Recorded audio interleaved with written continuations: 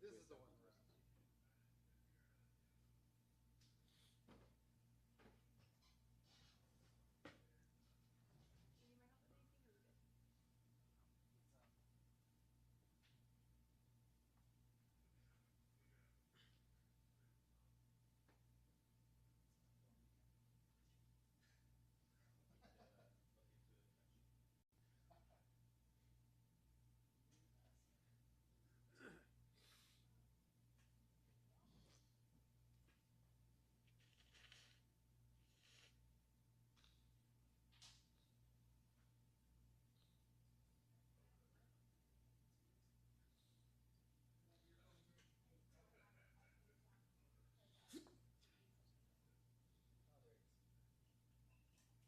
one round. Sorry guys, just trying to get the camera set up. See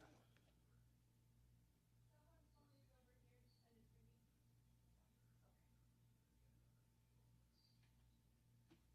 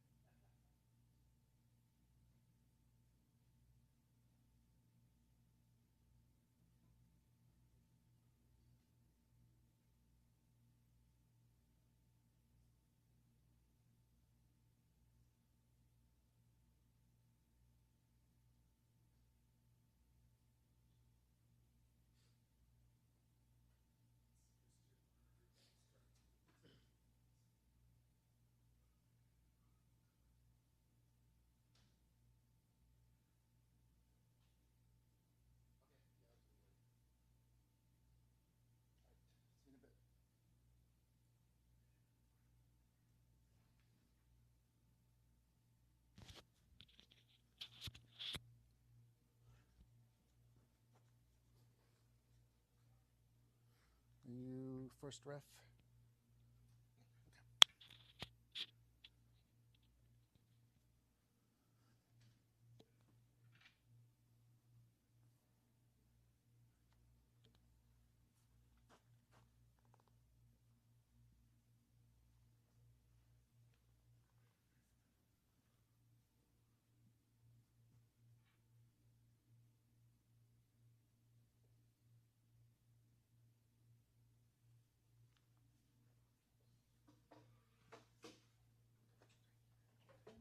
Right. So I'm just gonna do a little bit of an announcement for you guys.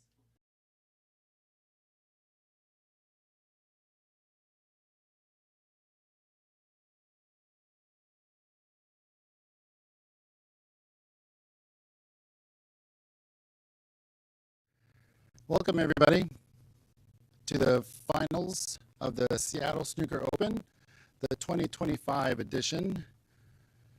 We have another opportunity for a back-to-back champion. We've had that in the past. It's not happened. I want to introduce Andy McCloskey, our one seed and our reigning champion. How you doing, Andy?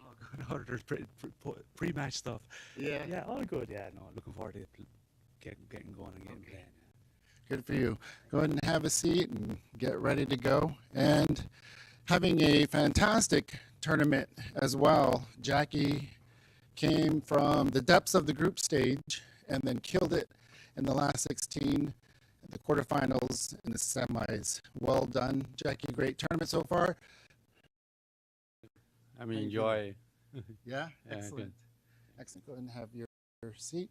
And then for the referee for the first couple frames is going to be CCU. The owner of this beautiful establishment put in these amazing 4 Xingpai tables, brand new cloth. They also have Xingpai Chinese 8-ball tables, 2 of those, and then they have 5 Xingpai pool tables. So this is a true collaborative effort between 2 clubs and the Washington State Snooker League. Cece, you ready to take it over? Yeah. All right, here we go. Let's do it. Okay, good to go? Okay. All right. The coin.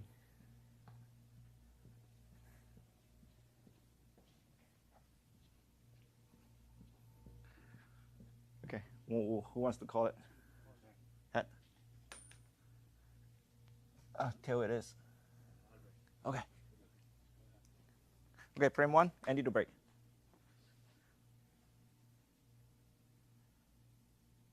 All right, call your sons, call your daughters, call your mothers, call your fathers. It is time. It's the final of the 2025 Seattle Snooker Open Championship.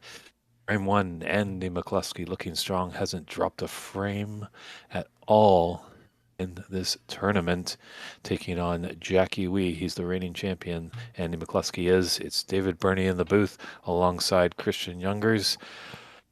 So any big predictions, Christian? What are you thinking? Pretty good, Dave. The prediction here, I think I'm gonna have to go with the defending champ, just because he is the favorite.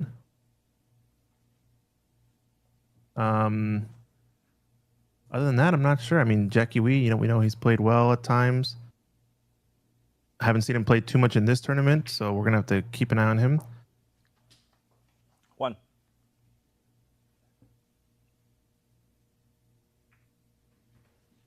Andy 1.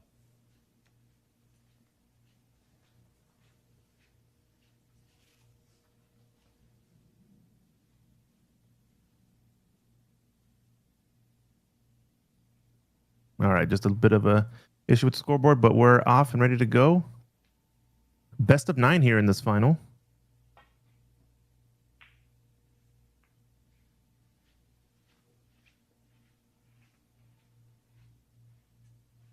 Hopefully audio is no longer choppy. We had a little bit of an issue there, but we figured it out. And first chance in here for Andy McCluskey. 1.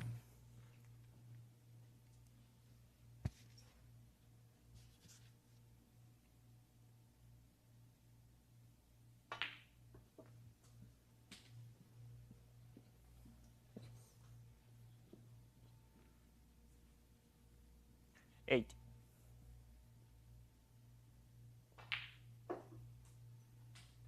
9.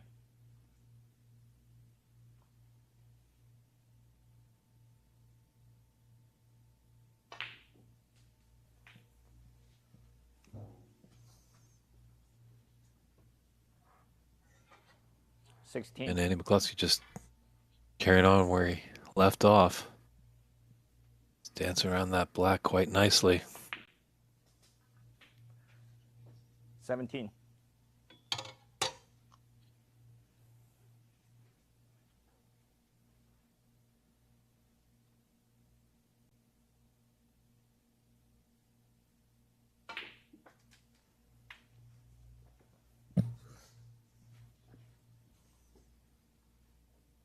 24.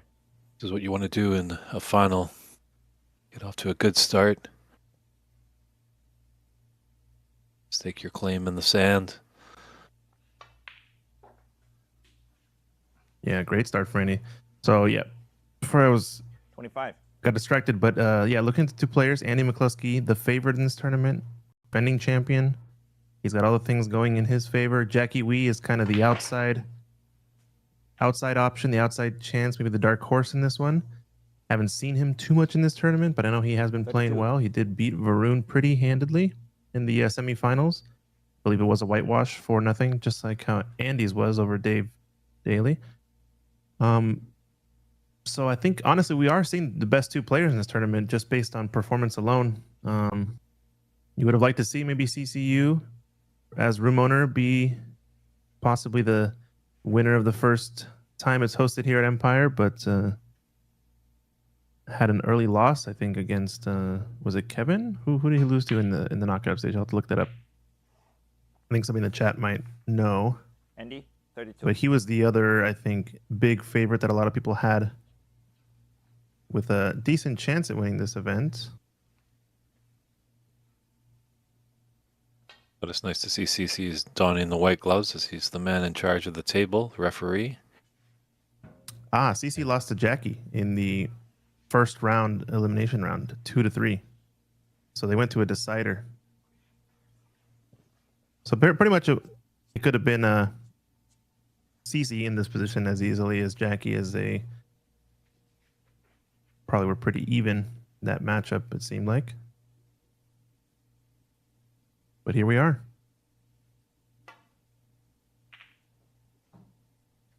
And in the booth, obviously, we're not allowed to have any favorites, but just observations in general, since you asked.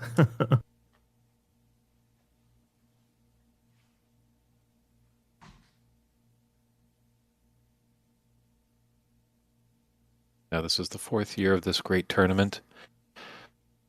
Andy's won it once. He'd like to get his name on that trophy again. But will we see a first-time winner here in Jackie Wee? Christian, as you were saying, you know a little bit more about Jackie, as you both were in the Pacific Northwest area. And I think you were alluding to even previously when we were commenting on Jackie. Sometimes he can be a bit skittish. Sometimes he just looks like he's unbeatable. And sometimes it doesn't look like he could win a frame to save his life. Yeah, my understanding is that Jackie Wee plays a lot out of Embassy. I could be wrong, but I think hails from the LA area.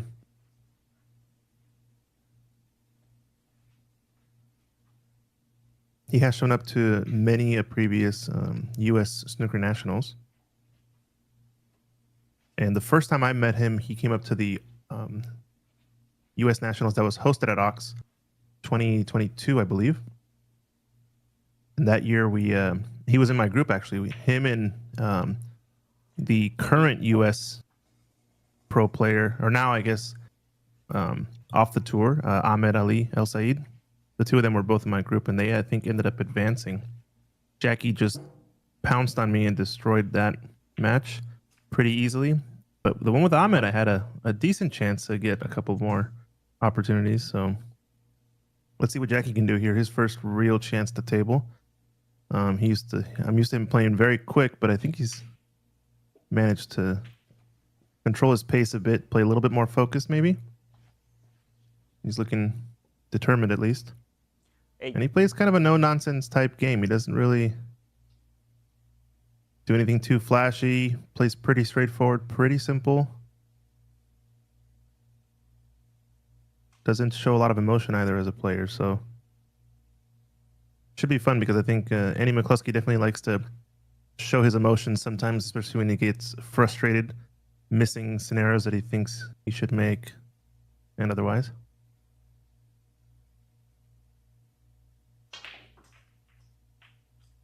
Agreed, that's a good attribute to have as a snooker player, and not showing any emotion. Don't want to give your opponent any sliver of that you're feeling it.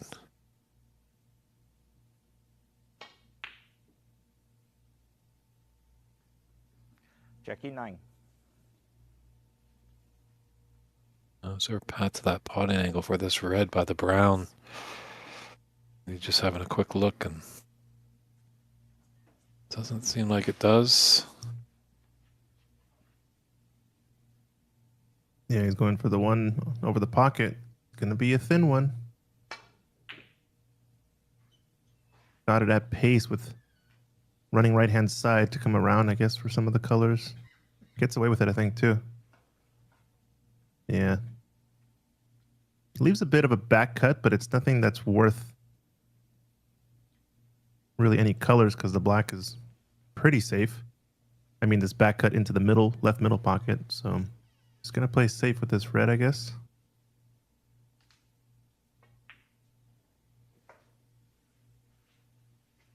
It's a good shot. Tight to the bulk cushion, or the top cushion, excuse me.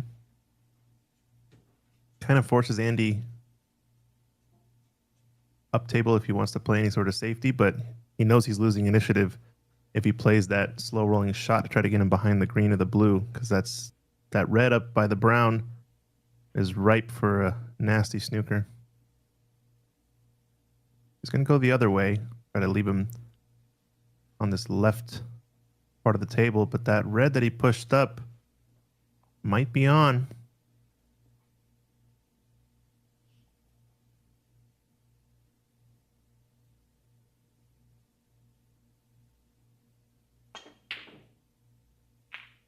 A bit of a twist in the back arm there. 1. But he's fluked a red. Raise of the hand. That brown might just be blocking the path. Or the red, should I say, by the brown.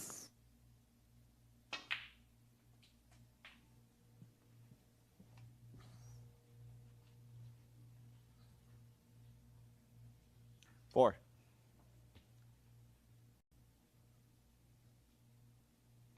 Be mindful of that red that he's queuing over. Referee, you taking a look. 5. Yeah, it looks like the pink, now that it's back on the spot, does go to left middle, so just checking the bottom of the two reds, or I guess the right one. If it goes to right middle, has a nice little layout here.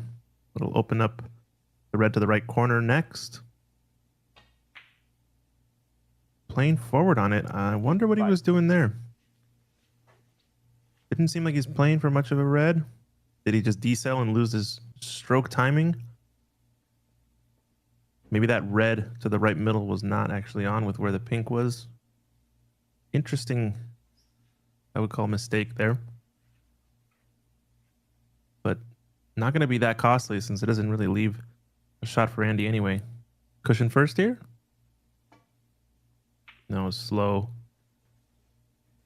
Trying to keep him on that top cushion.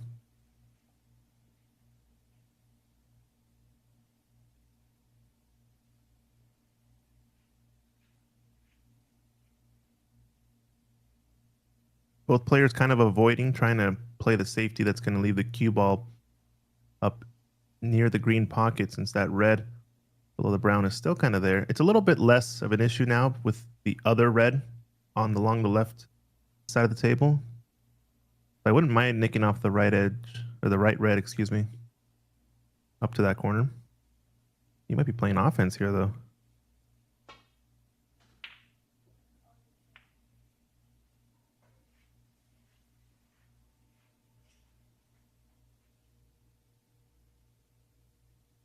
Do we have a difference between a dreaded double kiss? Well, what's the good version, the positive version? A lovely double kiss, maybe? LDD. LDD, yeah, because that was a pretty good double kiss, I'd say. I mean, maybe not lovely, but it was fortunate. Fortunate double kiss. I don't know. See what the chat thinks. Oh, and there's a pretty nice snooker there. And the key thing here is that it's tight to the cushion, so no backspin possible, even though you can see this red maybe with a tiny bit of swerve. Yeah, it could have been more difficult had he not left an easy kick at that red. He has another chance to do the same thing, just has to be careful. Uh-oh.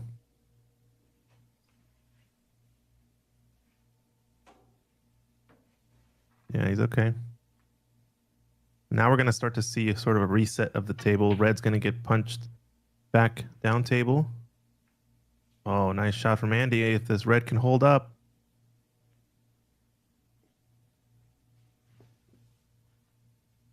He's still got the snooker there behind the blue.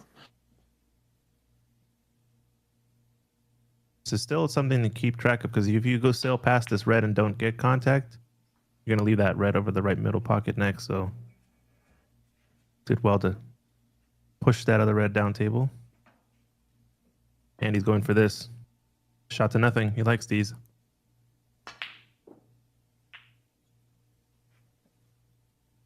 And that's going to be expensive, I think.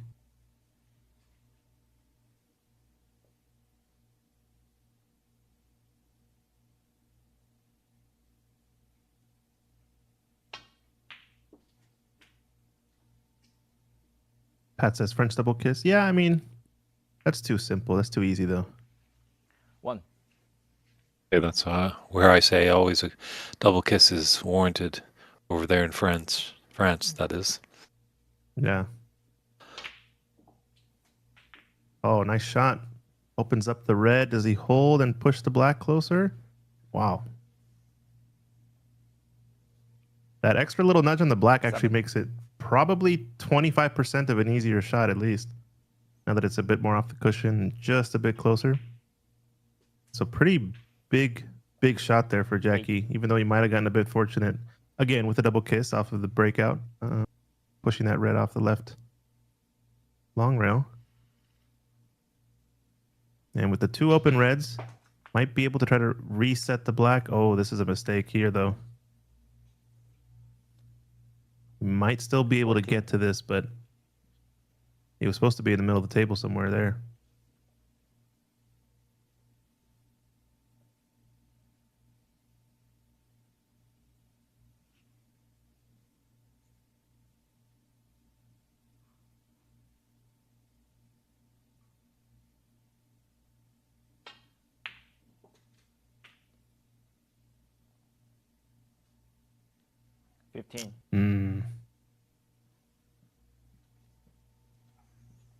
That hurts. It's really no man's land for that black, and just want to cue over it for the pink.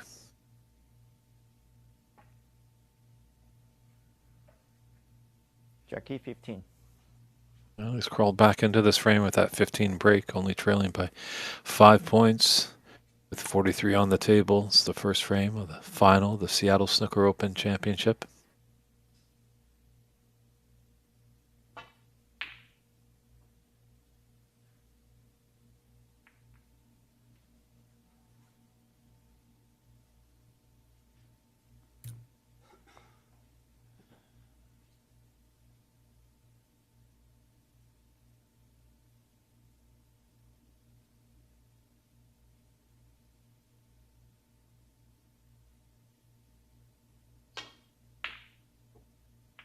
Wow, very aggressive shot there from Jackie to go for that pot down the cushion.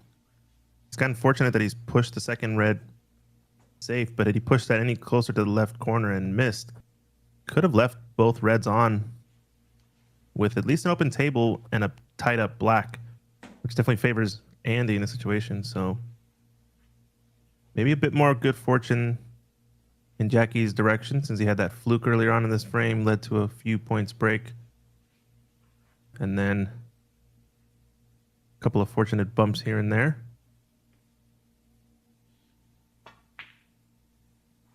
The only mistake I say, though, is to feel guilty about it, and this is going to have a chance. Oof. Jackie's left with some long reds. Fortunate for Andy, that cue ball is tight to the top cushion. And it's a smart shot. He figured he'd be... Yeah, he'd be perfect on the black if he made that red. Wow, great long pot there by Jackie. Cue ball tough to the tight to the top cushion.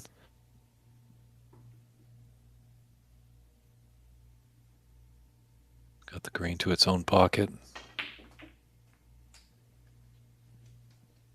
Bulb that other red nicely. 4. So saving grace here for Andy is the blue.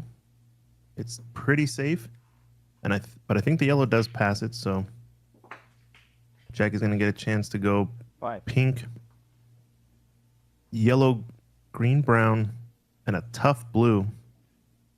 Luckily, the brown is close to the blue for Jackie's sake, so he does have a chance to get on it. Jesus Suarez is asking, I'm a pool player, but also play snooker sometimes. I'm in Polsbo now. Oh, Polsbo's out where I think Patrick Nix lives in Polsbo. He's another pool player. Where is this being held? This was a dual venue event. Right now, the final day is being held at Empire Billiards in Bellevue, Washington. But on yesterday's action and the group stage on Friday as well, we had extra tables at Ox Billiards down in Seattle, in Capitol Hill area. hosting 2 of the groups, while Empire hosted the other 2 groups. Both venues had, I think, round of 16 matches. And look at this. I think he's got the snooker back. But now, final day is being held at the newly minted Empire Billiards and Snooker here in Bellevue, Washington. A new location, new Star Ching Pai tables. CC has set up a awesome club. Oh, and a chance, but goes off the jaws.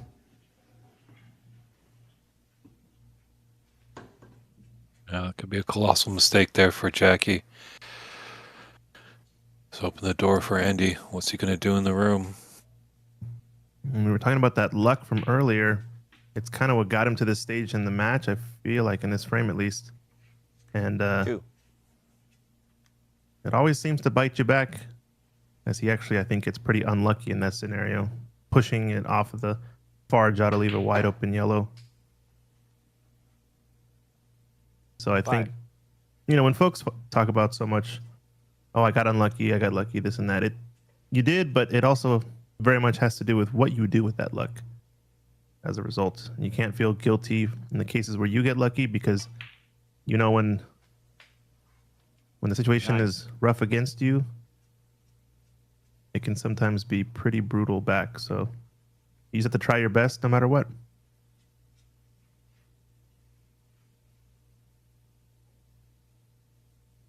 This is the shot here, though. Oh, this is going to get close to the corner. If it doesn't go in. Andy, 9. Yeah, he was just set up with poor position, just didn't run far enough for that brown. This one with the tough blue, so just opted for the safe. And we've got a frame here. 3 points in it, 18 on. And he just needs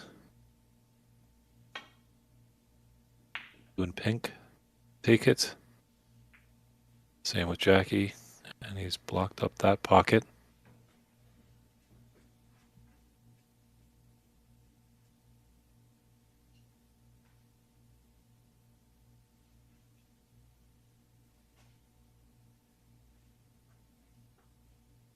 Don't know if there's enough gap there between the blue and the cushion for him to go cushion first and push the blue to the right long rail.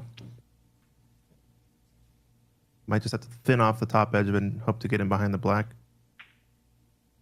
Or just, okay, do it that way. Smart shot. The tables are playing quick, and he's got the snooker. Nice shot, Andy McCluskey.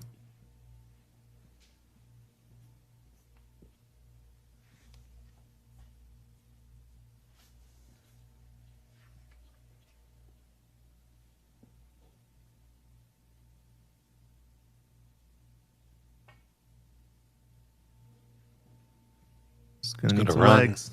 Yeah.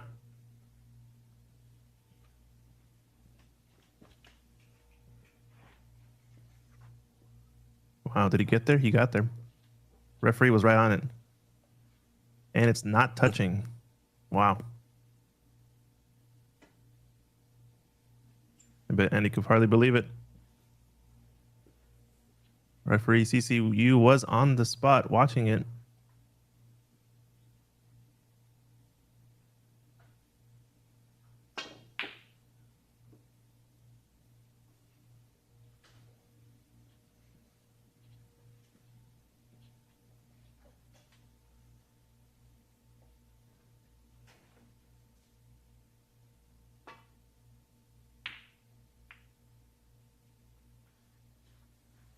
Fortunate with that double kiss, just flicked off the blue, put it safe to the right cushion.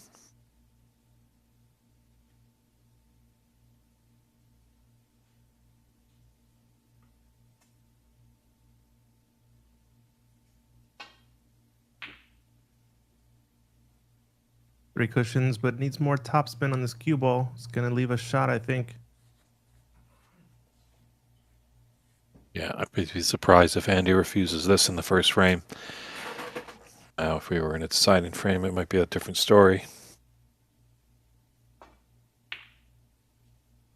Oh, he didn't take it on, just...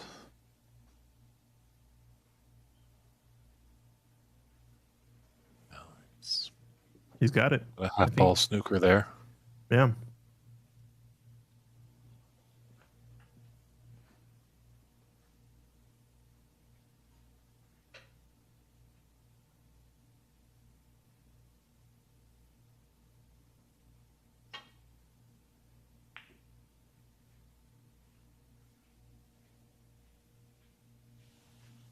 Maybe not. Had an edge. Nicely done from Jackie Wee. But this is a shot now. And he just has to focus in.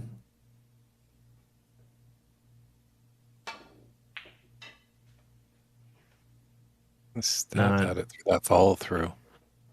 Yeah, it feels almost like a bit too forced, you could say, right? Kind of push through it a little too much. Maybe just trying to will it into the pocket.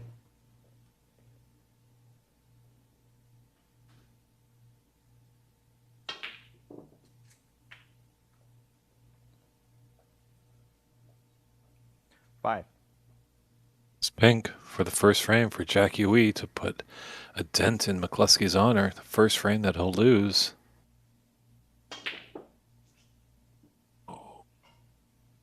How's your luck? Oh my goodness, can you believe it? He flukes in the 11. pink to take that first frame. So Frame one. Wow. Jackie Wee taking it to the defending champion. We'll step aside for a few short moments and be right back with frame frame two, I should say, of the Seattle Snooker Open final.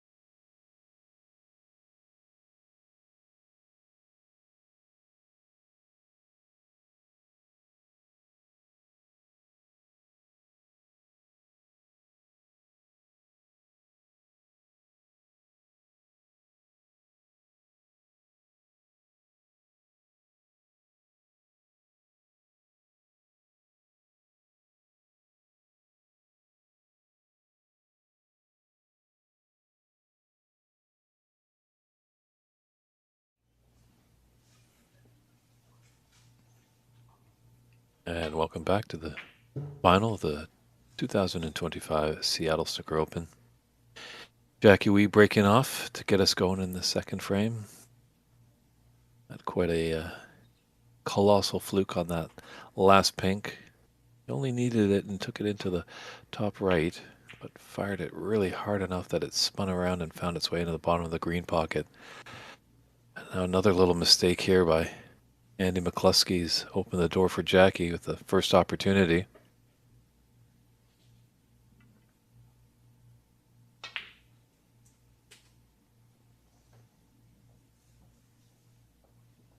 One.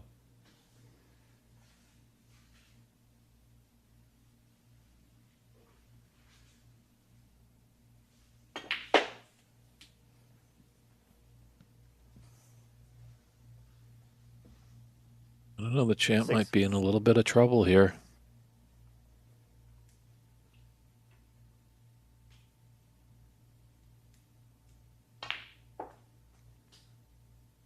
Seven.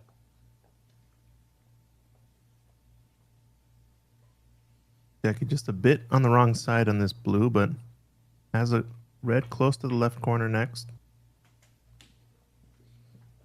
That does lead naturally to the black. Although that red is going to make things a little bit difficult, the one covering the black spot. Since the black would have to spot just below it. Don't know if he's noticed that or not. 13.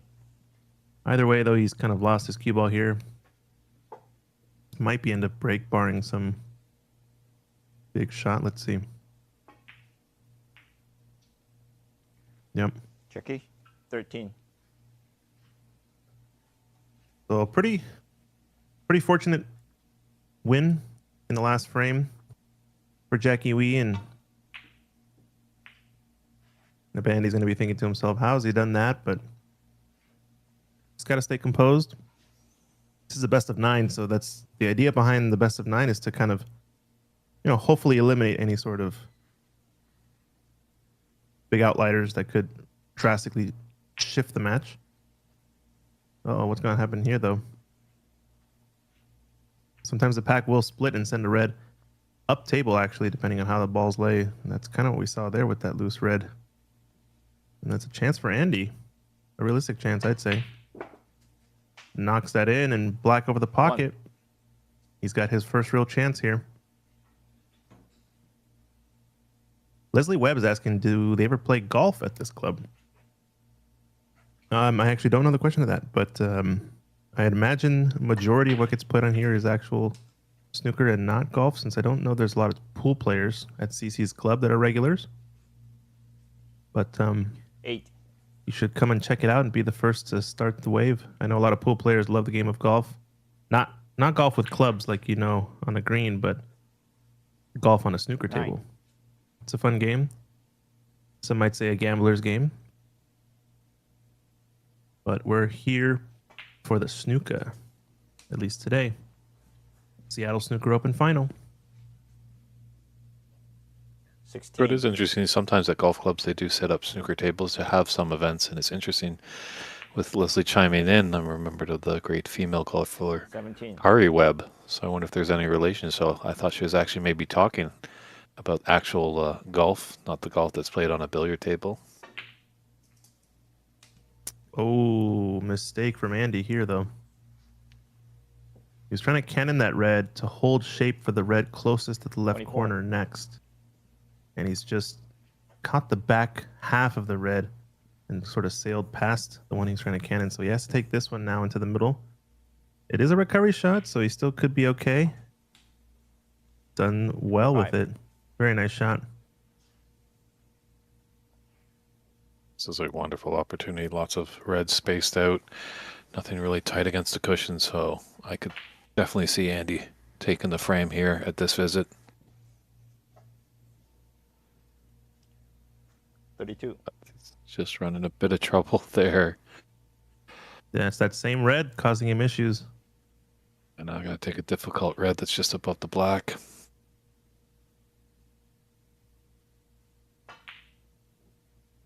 Yeah, did smart there.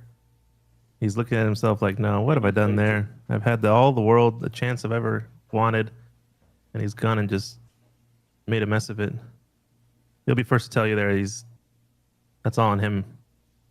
The first little cannon, getting out of shape on that.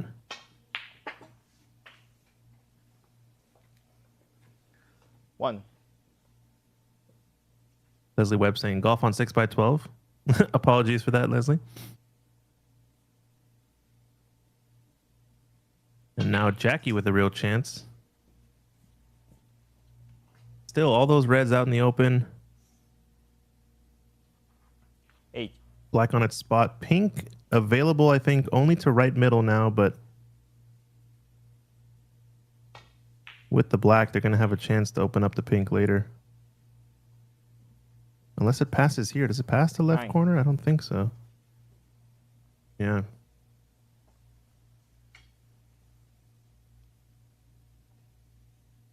So Jackie on the wrong side of the blue. Watch out with the traffic. And he's caught the yellow, but gets away with it. 14. So the feeling I get right now is Andy McCluskey's had the chances he's wanted. Chances that so far in this tournament he has fully 15. capitalized on, but is sort of faltering on a couple of little positional shots here. And I think that's causing Jackie Wee to get a lot of good fortune in some of these rolls.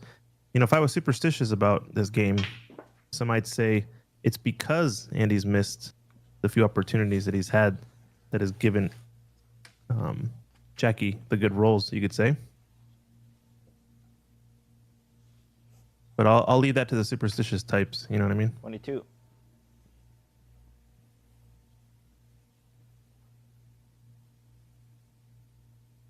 Is this end of break? Tough shot. Dribbles it in.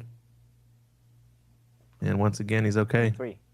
If he actually makes that center pocket, I think he might go in off. So once again, a bit of fortune for Jackie.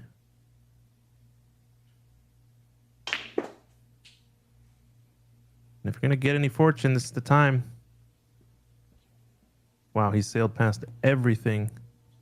And he's below this red along the top 26. cushion. 27. Could not have predicted that position. My goodness.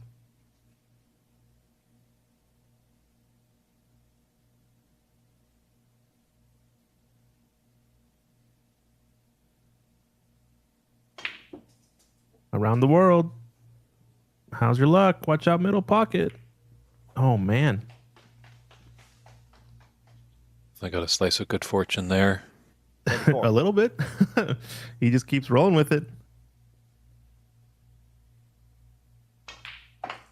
If you're Andy, you just got to be thinking, you can't be getting lucky 5 frames in a row, right?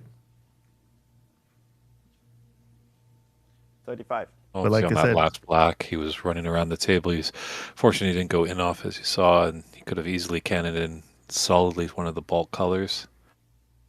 But with these long frame matches, there is momentum that can swing, and the luck can go back and forth. Just a poor black there. 42. Put him a tricky shot on this red into the top left corner.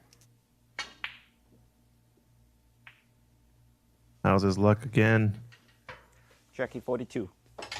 And now the problem is, too, you can't be framing everything in terms of, oh, he's getting lucky this, he's getting lucky that. The moment you start to kind of shift into that mindset, it's almost like you've already lost. Not just because you're no longer playing your game, in a sense. And I think Andy has some frustration building there. But like I said, if you ask him, it's him doing it unto himself. As he had a great opportunity and just ended up with a 30 break or so earlier in that one.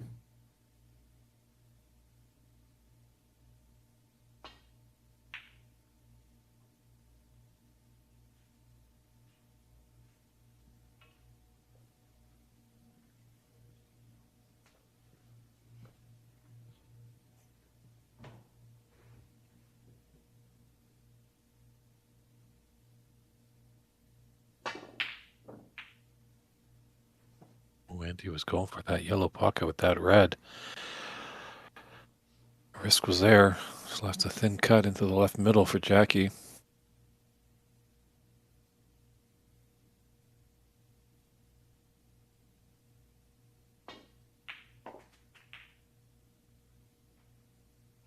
And what that's done too is it's opened up the yellow out in the middle of the table. Everything is out in the open, nothing near a cushion.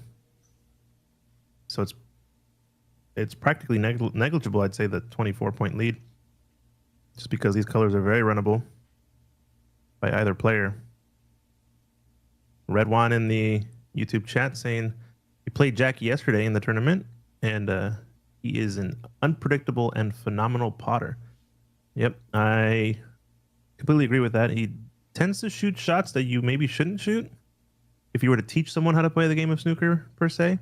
Maybe shots that a coach would cringe at, but then he ends up making half of them anyway, so it's pretty wild.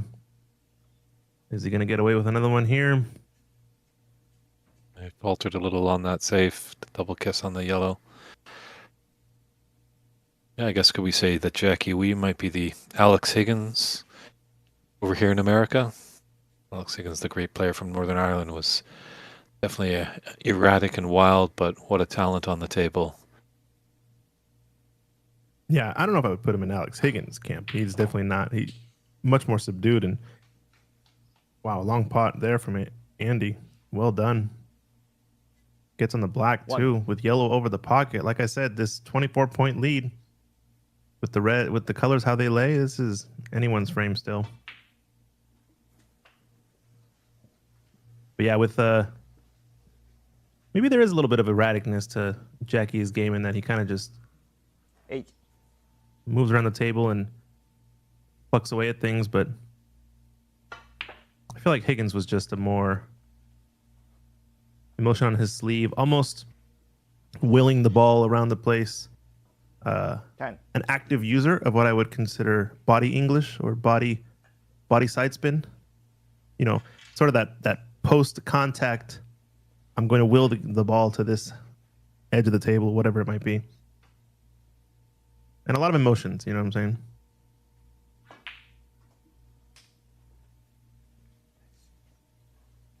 It's all there for McCluskey here in the second frame. If he's the falter, he's just going to be kicking himself. So just going to take one shot at a time. High value colors are on their spots. So big shot here, brown to blue.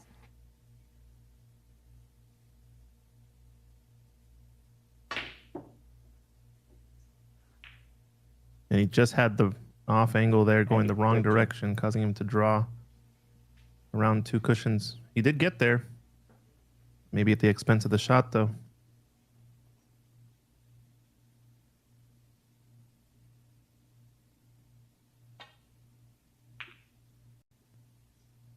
Jackie does need the blue as his frame ball.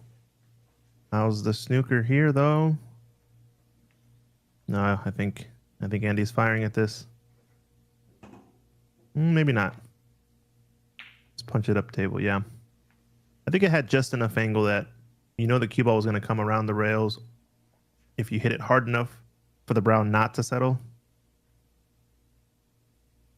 This one I think Jackie can actually go for without playing safe, but the black makes a nice snooker attempt coming up. Oh.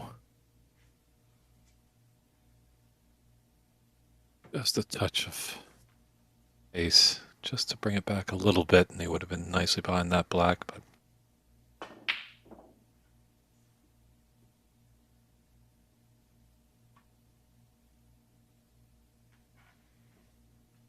I think that hit about 8 cushions. Was that Andy McCluskey kind of Jackie Wee special? I mean, it was heading to the same pocket as that pink from the first frame, so seems like that green pocket is the lucky one. This is just a little frustration from Andy there. Kind of uncharacteristic for him to fire an object ball all around the table like that. I think after watching his game, I'd argue that is actually very characteristic of him once he gets sort of in this frustration mode, you know? Tends to fire at things. Ricky, 9. This is only one snooker. Yeah, black's in a nice spot too. No, it's 2 snookers required, right? Because they're on the pink. Yep. So if Jackie's to miss the pink, it's going to be 6 points, penalty points. And Andy needs a couple of them. If Jackie was to knock in the black, unfortunately, then that would be a 7-point foul, but be pretty tricky to do. Yeah, I think you have to play on here if you're Andy still.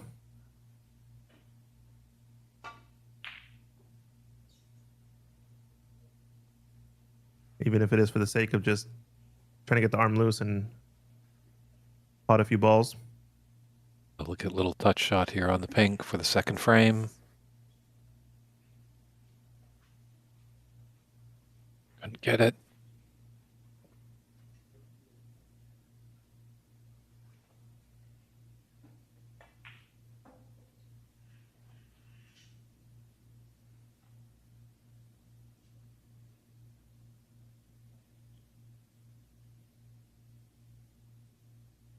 In or over should end this frame.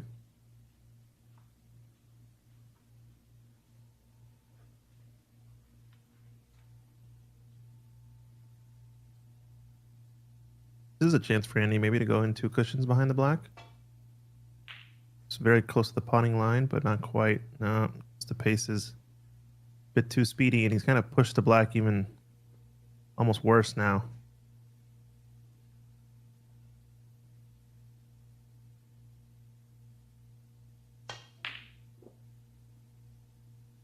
And both these players did play the beginning stages of the tournament at Ox, so both have had equal time on these tables, just to see if there's any difference in the speed of the cloths.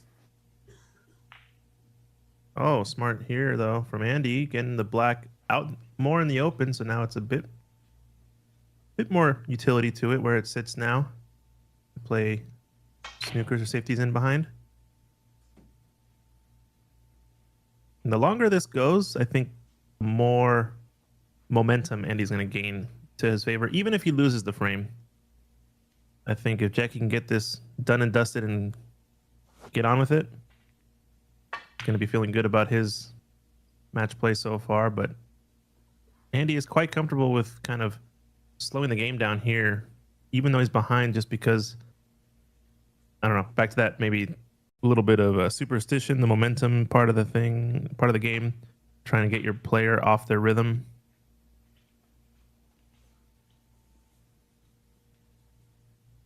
And if he can manage to get any sort of steal, at least steal one snooker, let's say, it's going to be a big boost in confidence as well.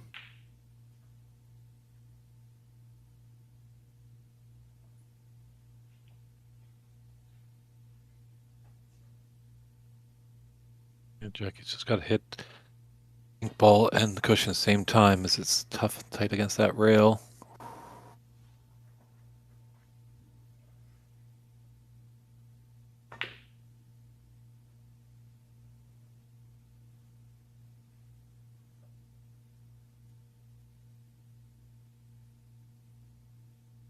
Another thing this is doing too is every miss that Jackie has can almost hurt his confidence. Kind of like thinking, oh man, I should have made that one. That was an easy one. Or I should have made that to win the match. I doubt that's what he's thinking, but it can have an effect on your opponent. It certainly can in these situations. Oh, that one might hurt. Well, he's fortunate with the hit off the horn, but yeah, when you have the lead and the frame goes a little bit longer than expected, it can have something to do with your psyche. So, just like that one there, that's a shot that if you ask him, he probably should make. But maybe under pressure a bit, out of the situation. Missing that only hurts, I think. if he hits it a little slower, he gives the pocket all the chance to take it in. So I don't know why I gave it so much pace there.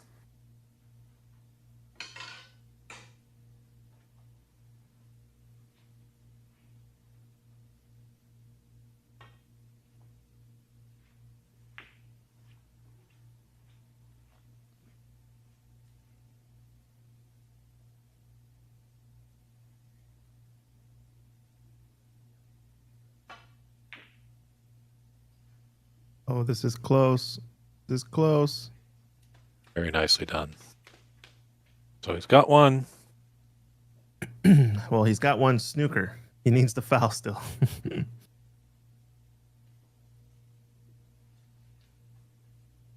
That's always a trip up for me. It's not four snookers, or it's not two snookers. It's two fouls.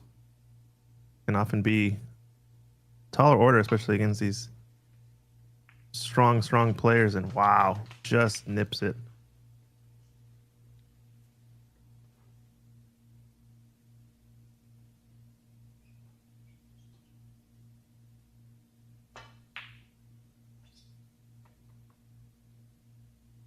Another one. Oh,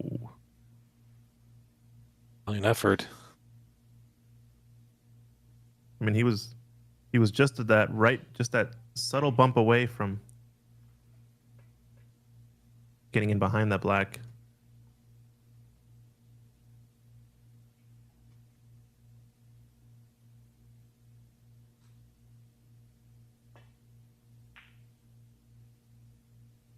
And like I said, I think this is the best thing that could have happened to Andy in this match, especially with the momentum the way it was going. Maybe some lucky rolls, but some good play from Jackie combined with some lucky rolls maybe is what's put him up practically 2-0 in this match. Now just slowing things down, I think Andy's starting to gain some confidence and some traction.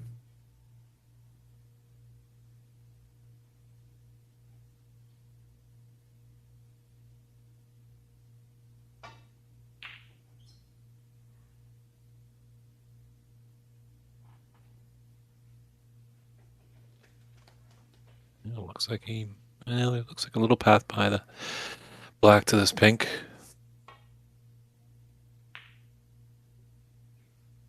That was a little bit risky there.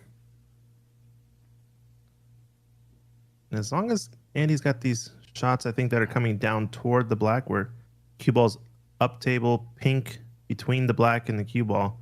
They tend to be a bit easier, these shots, I think, to get the safety in behind the black, just so you can punt it around like that or thin off of the edge. Tends to be easier to control the topspin on the cue ball, especially when you can see your target out in front of you. And just get a billiard on it. Wow. Ooh. Wow. I just don't know why he's giving it so much pace. Pulled off the gas pedal a bit there. It probably would have dropped into that pocket. And the difference with this type of shot, where he's actually kind of going for a blind spot, you know. Again, golden opportunity here for Jackie Wee to take the second frame. Yikes. Where's the cue ball? Just going out. Oh my gosh. Can't pot any ball. Drama. But that's what I'm saying. How do you think he's going to start this third frame after missing all those pinks? I'll tell you, they're not confident boosters. That's for sure. Another thin one. I think he's favored to make this one.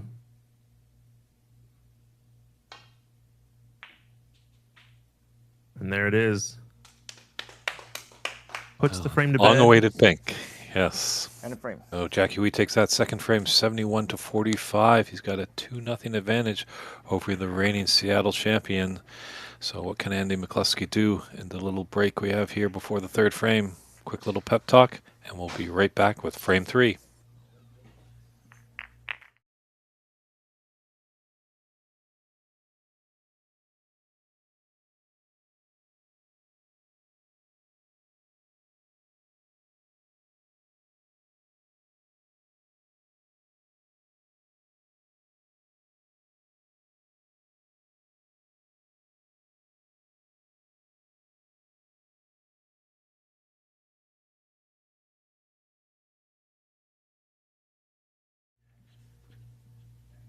Frame 3. And we're back here. Andy McCluskey trailing 2 frames to 0 in this final of the Seattle Snooker Open. See how he can respond. Losing 2 frames. He hasn't lost a frame all tournament long. Yeah, and it's been on some key positional slight misses, essentially, on a couple of spots, paired with some good play from Jackie and some fortunate rolls. I think that's what has gotten us to this stage. I don't know that any player necessarily has been playing phenomenally better than the other. It feels like Andy has had the more missed opportunities, though. The more easy opportunities missed. And yeah, I think he's kind of Andy's thrown himself out of position at times, just kind of self-inflicted wounds, really. 1. Yeah, and the end of that last frame, I think, has only helped Andy. I don't think it could have really helped Jackie going longer in that frame, especially with the types of misses he had on the pink.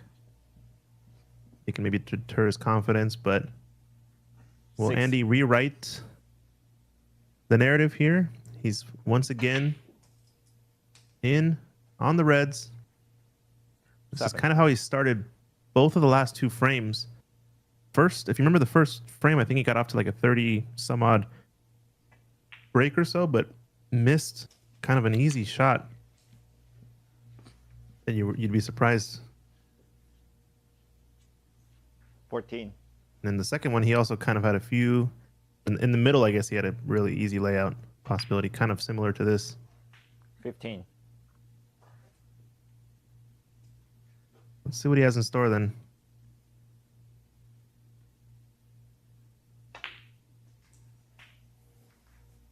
We're also streaming live on Facebook, Empire Billiards and Snooker Facebook 22. page, as well as the Ox Billiards YouTube page. So if you haven't heard of us or just 23. tuning in, drop us a like, subscribe to our channels. Helps us out a lot to grow the sport here in America for snooker. It's being held at Empire Billiards and Snooker in Seattle, Washington, or Bellevue area in Seattle area, and it's sort of a dual venue effort between Ox Billiards and Empire, 30. hosting the tournament in multiple locations. Now, once again, Andy's getting into that 30 break, but kind of broke down a little bit. Maybe taking a look at maybe the 2-ball plant here. Eyeing it up. It would be a 3-ball. Wow. Wow, it must have been dead set. What a shot. 31. And I think he's firing here. Oh, no. Roll it up. Andy. I don't 31. think he's frustrated anymore, if I had to say. At least not the way that he shot that brown in the second frame that gave, essentially gave the second frame away to Jackie with that sort of frustrated push stroke. I think he's got his composure back and he's back to business. Let's see how Jackie reacts. Oh, Miscue, I think, right? 94. a colossal miss.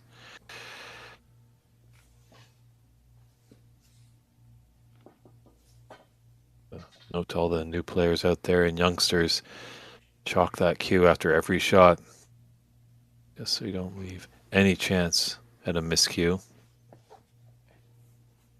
Yeah, this is tough for a right-hander because of how much of the stretch you're going to exhibit, so that's why he's using the rest here.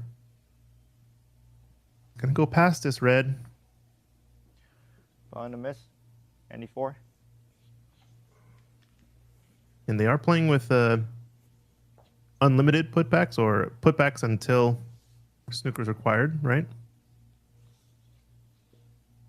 That is correct. Yeah, earlier on in the tournament, they were playing in a fouled position when the foul and the miss scenario arose, and it was a maximum of 3 attempts, 2 putbacks as well in the round robin phase when there was just the colors on and the opponent needed more than 2 snookers to win. Then it was a concession. But Jackie makes good on that 3rd attempt.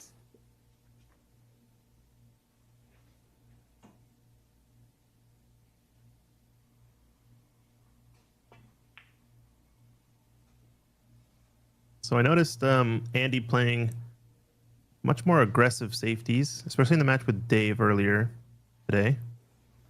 Kind of those safeties where he split the pack open and get the cue ball up in the bulk. Sort of a la, what you would say, Luca Brissell, kind of that style of play. I wonder if he's going to try to do the same here with Jackie or not. Because I think those type of shots are very much opponent dependent as well as sort of how you're feeling. You know, some players play it against anybody, don't care who does it, but against an opponent that, you know, can match your long potting ability, you're not going to do that against Mark Williams, for example, right? If I was playing Mark Williams, I'd pretty much be sitting the whole match. Well, it depends. There is that Mark Williams, not that one. Our good friend over there in Sheffield. Haven't had a chance to play that Mark. Yeah, there's actually 3 Mark Williams. As one of the security guards with WST. If I had to guess, there's probably more than only 3 Mark Williams out there. If I had to take a wild stab, but anyway, I'm talking about the snooker one. Wow.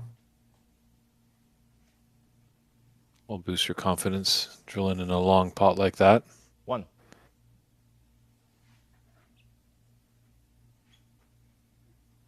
And he, once again, is passing up the offense and playing the roll-up.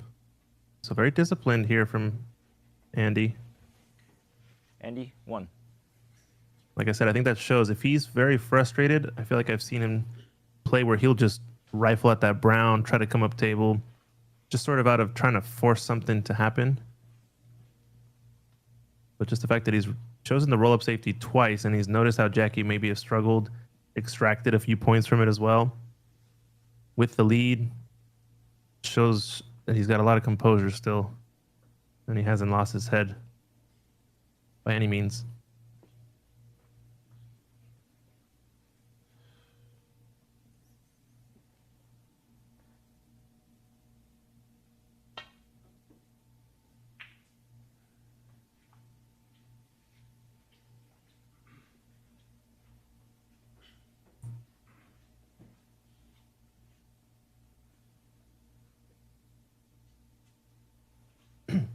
This leaves a slightly blind cut into the right middle pocket.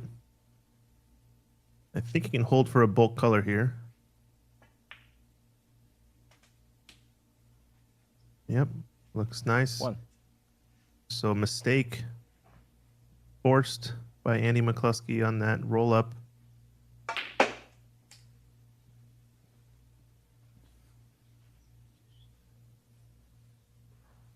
Four.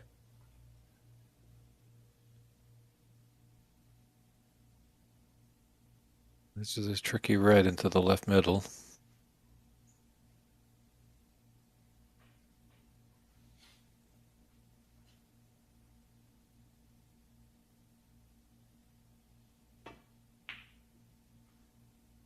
Yeah, gonna refuse it and just run back into bulk. Just didn't get across the line, but Andy, 4. give Jackie a little bit of the pain as that brown is in his eye line of the shot, but Jackie taking on this long red. Dangerous. There. 1. Wow, he might just be on the black too. I've been saying wow a lot in this match. This shows you some of the weird scenarios that's happened here. Oh, is he not on the black? It just hasn't run far enough.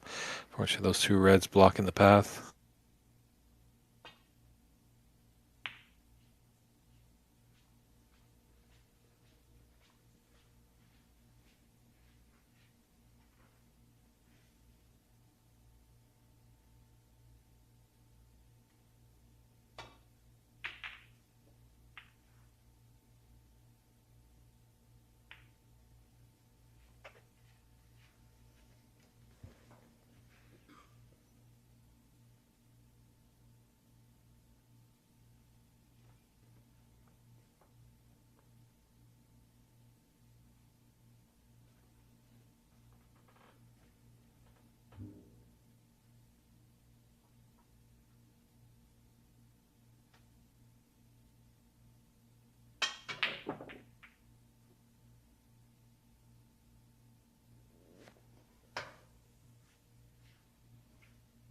Ooh, another lucky roll maybe. Did that red just plug up the other two, go into the left corner? I think it has.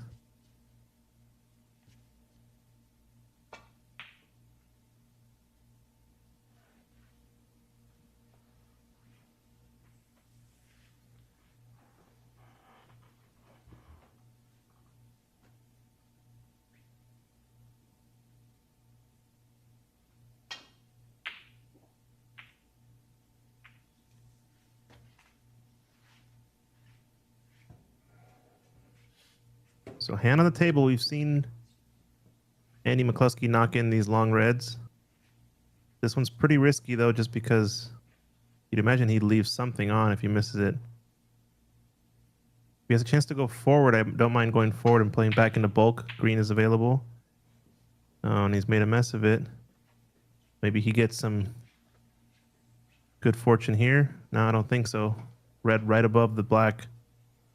Looks like it passes to the right corner, so Jackie's first real chance, I'd say, to get back in this frame. 1.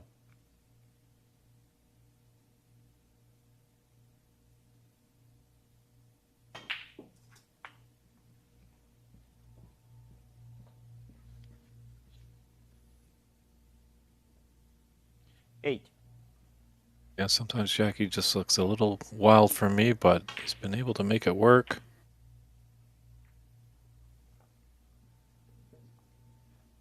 9. A little bit of screw back here, maybe red for left middle next.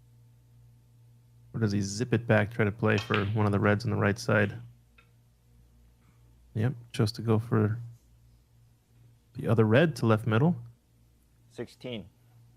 I think the pink spot is blocked by that red just below the pink.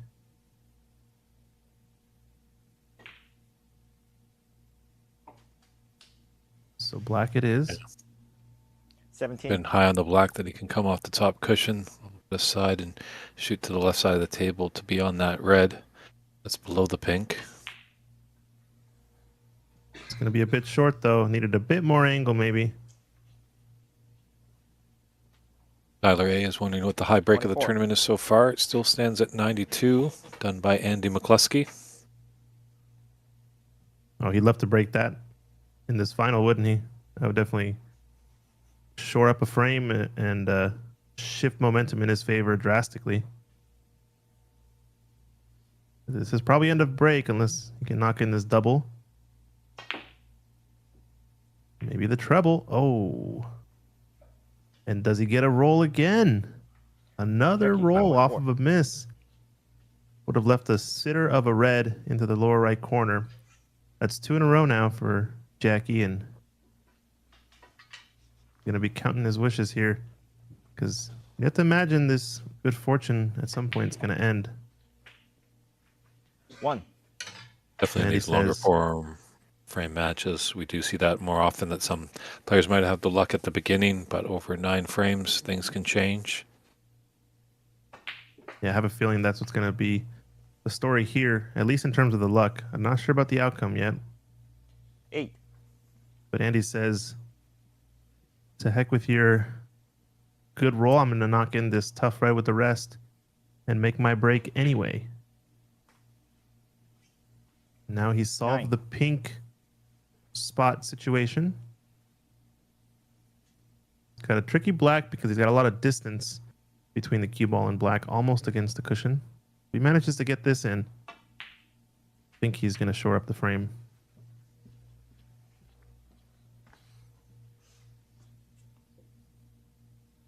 $16. This is his frame ball. Jackie, we need a snooker. This red does go in. It doesn't. 16. Andy. 35 points in it and 43 on the table. Yeah. Seems like Andy's missing on kind of those shots. I wouldn't call them D-cell shots, but those sort of, I would call, I guess in pool, we call it kind of like a drag shot sort of thing where you try to backspin the cue ball, get it to slow down on the way there and almost just about to turn over before it hits the ball. Can often lead the player to kind of decel on their stroke, though. And it's kind of the second time we've seen Andy miss pretty makeable shot in that fashion. Watch out, blue. Oh, he got it. What a pot. There's that unpredictable potting nature to Jackie that we were talking about earlier. And this pink is sitting nice for a decent snooker. It's going to send the red around the rail, so he's going to want to make a cannon maybe. Or just thin off instead.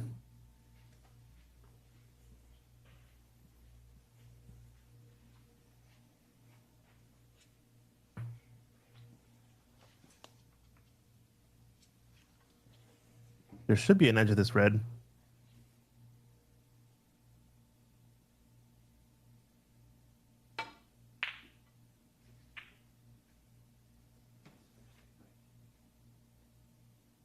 Oh, pink's going to go over the pocket. Yellow might be Andy's saving grace here just because it is tough. Making this table pretty difficult to run. Is there an angle here, though, to get to the yellow? Maybe cannon into it after this pink? Or just roll up to play position?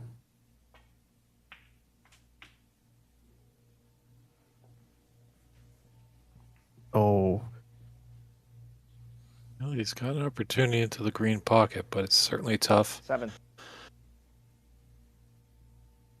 This would be a steal and a half for Jackie. 9. And he's knocked in the difficult shot.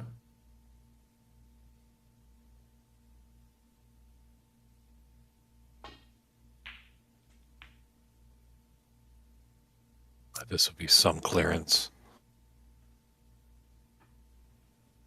I was going to say, almost lost his cue ball there, but seems to just have held up in time. We noticed him overhit a few shots amongst the reds earlier. But not this time. Wait for it. Oh, 16. just a little too much pace as it got close to the blue. Wanted to pull up or maybe go a bit harder and knock it out more. Drama. 11 points in it and 18 on the table. Yeah, he needs a Real ball. object ball is safe. Is he going to get away with it again? 16 checky. Not this time, maybe? Well, it's fairly safe. Going diagonally as well, across the nap to this middle pocket. I don't think this is a shot that Andy's going to take on.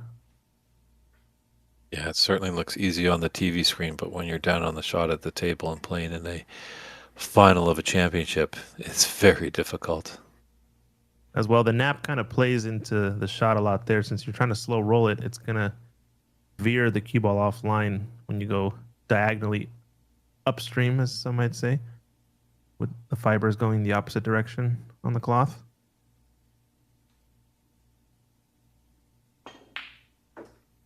Wow, what a pot. Didn't get shaped, but still, what a pot. You can just make this one the same way. Who cares? Knock this up into the green pocket. Plum on the black.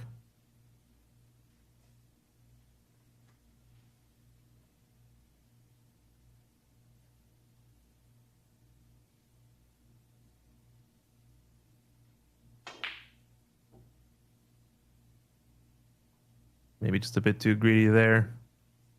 And doesn't get the good fortune this time, or does he? It's bounced out, so I think for Andy McCluskey to take this third frame and get his first frame on the board. Doesn't need to worry about the black. It's all about this pink.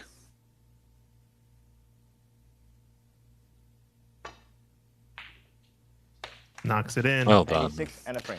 So there's a nice long pink for Andy McCluskey. He finally gets his first frame on the board. So we got a match going, ladies and gentlemen. Can Andy McCluskey tie it 2 frames apiece leading into the mid-session interval, or will Jackie Wee take a 3-1 advantage? We'll find out when frame 4 commences in a few short moments.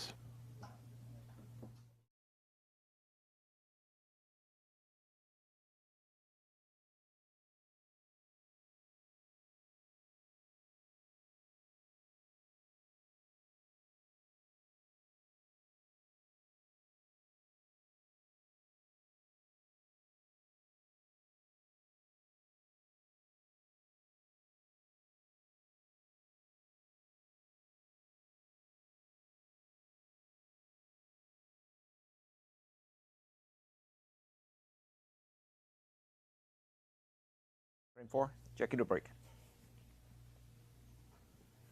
And we're back here at the Seattle Snooker Open of 2025. Jackie Wee breaking off frame 4. Almost stole that third frame away. Would have been really detrimental to Andy McCluskey and his supporters. But Andy was able to take a long pink to get his first frame on the board.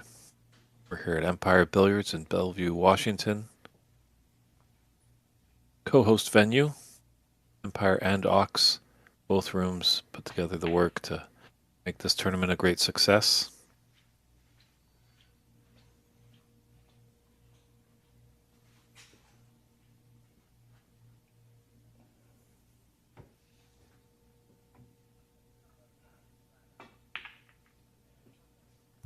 So an interesting start to this frame.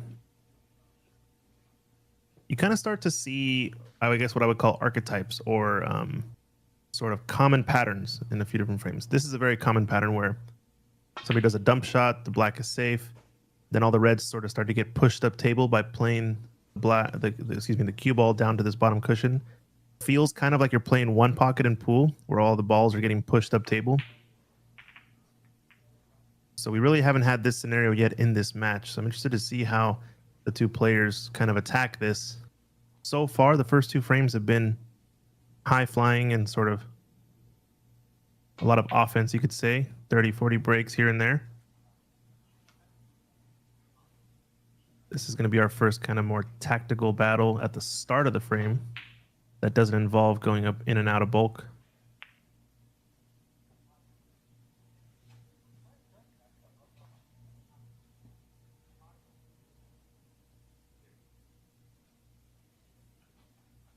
Yeah, I agree, Pat. Great frame in the last one.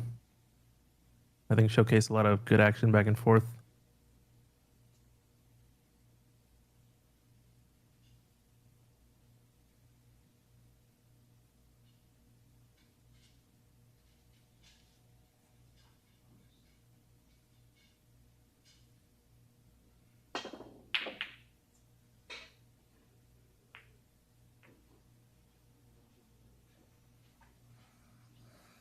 Yeah, is Jackie given an opportunity for Andy to get in first?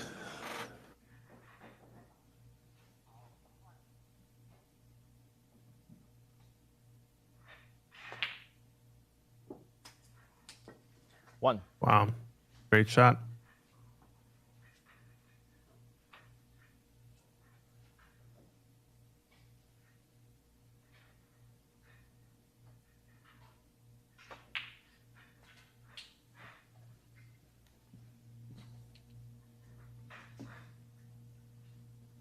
Three.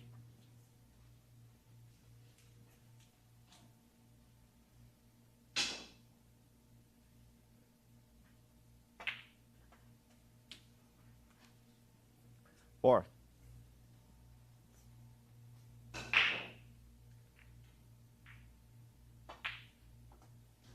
Zui is asking about the scoreboard software that we're using for the stream. Actually, that was created by our very own Christian Youngers. If you want to explain anything about that, Christian. Yeah, just like a little side project in-house scoring app that I just made on web app. I don't think there's any public access to it yet, but message me offline. You can email me at christian@oxbilliards, and we can figure out how to share the love. I don't know if I'm going to make it like a paid scoreboard or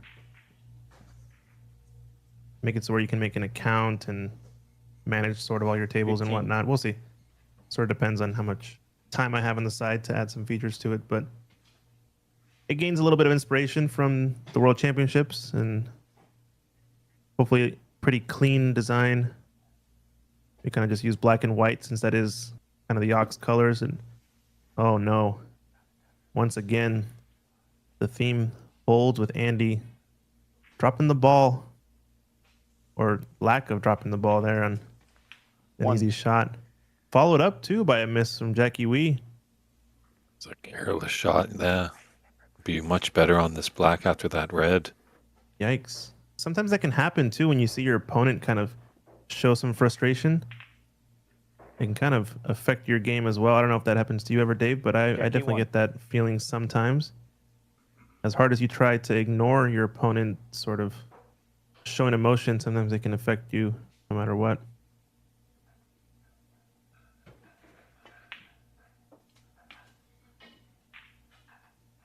So maybe no harm, no foul for One. that miss that Andy had recently. It's back at the table very quickly.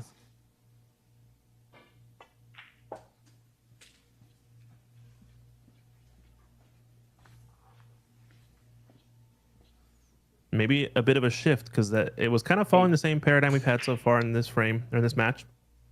Andy gets in balls, makes a careless mistake on a shot that he should make, gets some frustration built up, and then Jackie takes full advantage, maybe with a bit of good fortune. But in this case, Jackie returns with almost as bad of a mistake in reply. So that is maybe a shift in the winds, you could say. The winds of change.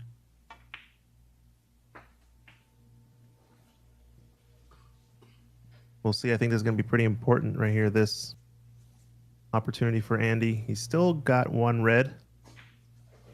The lower 15. of the two, I think, goes to the right corner if he wants to kind of stretch out a bit. And he doesn't mind taking these down the rail as well.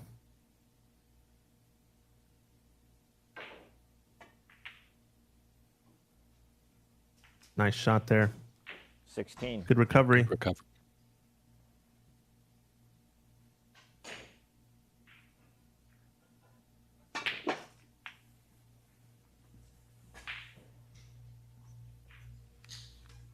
Wow, came around. I think he might have wanted to get a little 23. cannon here, maybe a little cannon there, but misses everything. Can he pass to the right side of the table past the cluster here. No, he had to cannon. 24. No fortune here for Andy. On that cannon. 24 break. He's got a sizable lead, but nothing that Jackie can't overcome, Yellow. even in one visit. Was he firing here? I think he was. Andy, 24. And that's what I was talking about earlier. He can maybe shoot a bit more of an errant shot when he's under frustration. Versus his last frame, we saw him roll up to the green twice after having a makeable shot to the brown in the middles. So I wonder why he chose it not there to make sort of the more disciplined choice. 1. Maybe it's that red that's up on the, bulk cushion. He's going to lose initiative in the next safety battle. I don't know. Maybe it's frustration.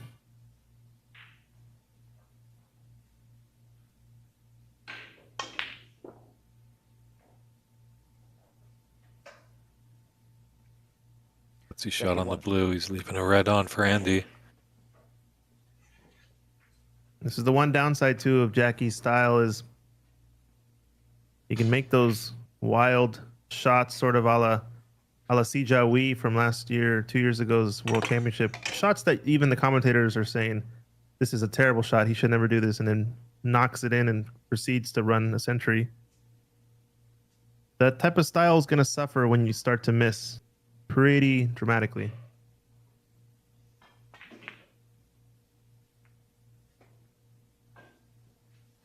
But Andy's not gonna capitalize, it seems.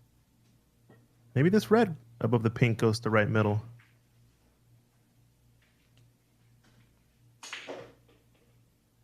Nice little stun shot play for the pink to lower right corner next. Don't decel. Nice shot. 1. When I say decel, I mean to decelerate on the stroke, right?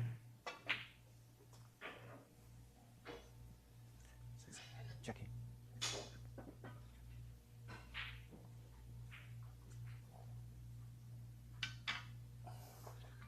7. 8. Lost the cue ball. Uh-oh. Don't know if there was some discussion there, but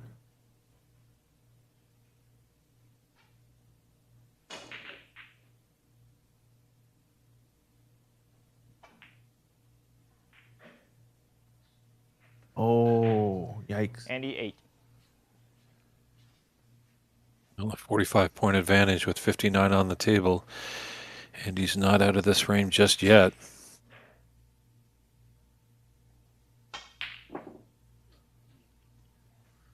That's twice he's rattled the object ball into that green pocket. Yeah, pink earlier, I think, right? In the frame where we had a safety or a snooker battle. 1. Just Now- putt there by Andy. Good recovery. Momentum shifting, I think, slowly but subtly.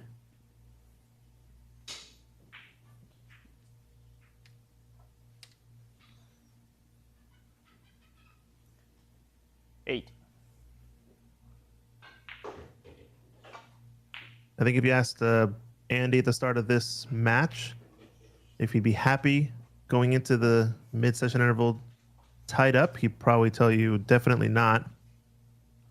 But I'd reckon if I asked Andy the same question when he was 2-0 down, if he went in tied, he'd be very much happy with that scoreline. So,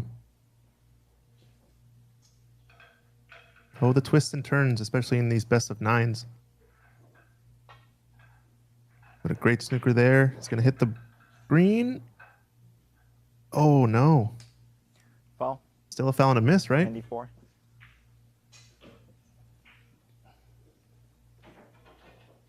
Yeah, he's not putting him back, though.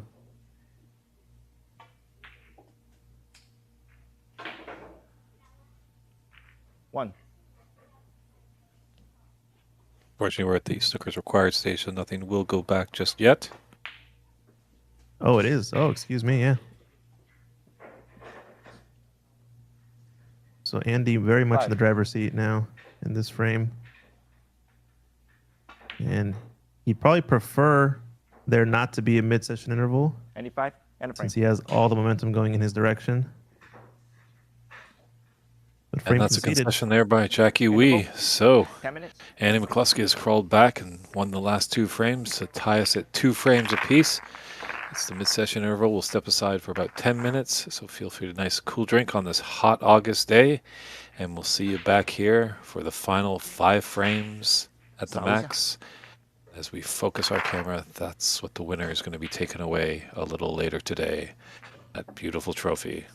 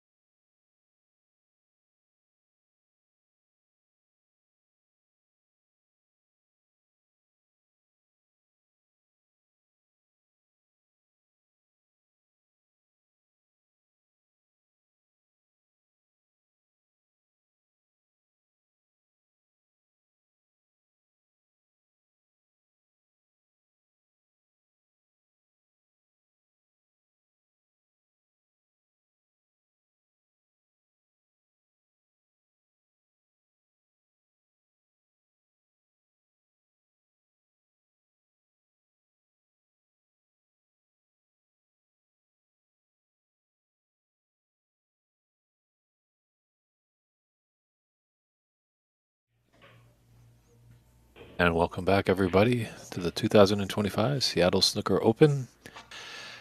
We're tied 2 frames apiece here in the final. What started off as a best of 9.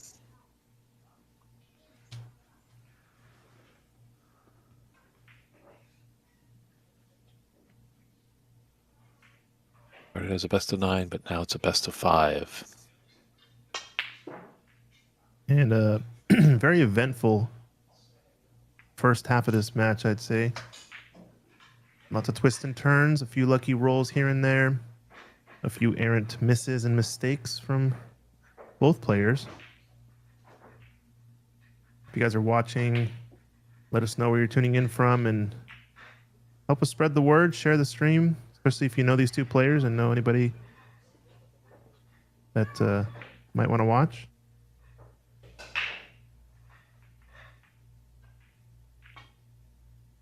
And both these players from out of town, not living. Ooh, a little in off by Jackie, Wow. but it's early. Hopefully, isn't And too 84. costly for him. I'm pretty sure that separate camps. We had some friends tuning in from Ireland earlier today. When we had an all-Irish semi-final between Dave Daly and Andy McCluskey.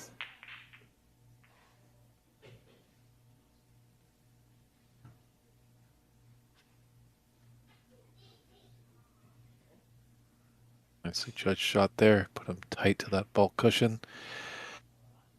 A lot of the cue ball for Jackie to work with.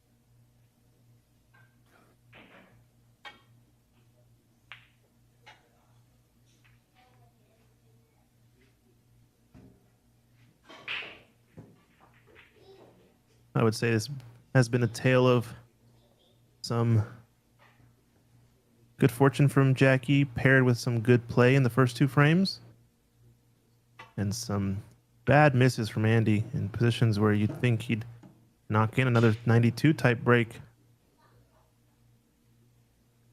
Looks like Koozies watching from Olympia. Very cool. Olympia, Washington, I assume.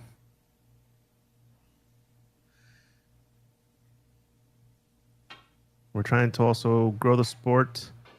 I know Empire Billiard and Snooker just opened up a Following the new location after being 94. in the same place for many years. You can see room owner CCU there on the right refereeing the match. Go ahead and show him some love over on Facebook. They have a Facebook page, Empire Billiard and Snooker. Their logo's in the top left corner, as well as us here at Ox Billiards streaming on our YouTube page as well. Let's check. Yeah, there's definitely a great surge of growth in America. Great game of snooker in north of the border up in Canada. They're regrowing tremendously as well. Big place in the Americas where it's hotter than the temperature outside is Brazil. We have over 500,000 tables down there. Wow, really? That's Most of them are 5x10s, but still. Drone Dragon watching from Black Diamond. Love this game. Is that Black Diamond over on the other side of Washington State? I believe it's 1. on the east side. Big pool hall, I think I've heard over there called Black Diamond. But that's out near Green. Pullman. It's right on the border of Washington and Idaho. Yeah, there you go. That's the one. Andy 1.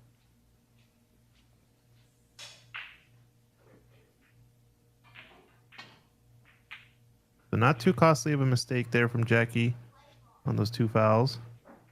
But this one, I think, might be, if this red passes, the one just to the left of the black spot. You can screw back for pink. And it looks like where it's placed. Oh, no, he had a different red in mind. Didn't know he can get to that. 1. This has gone wrong. Snookered himself on all colors.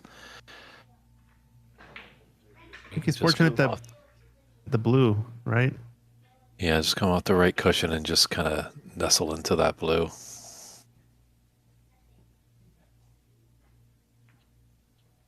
Good shot.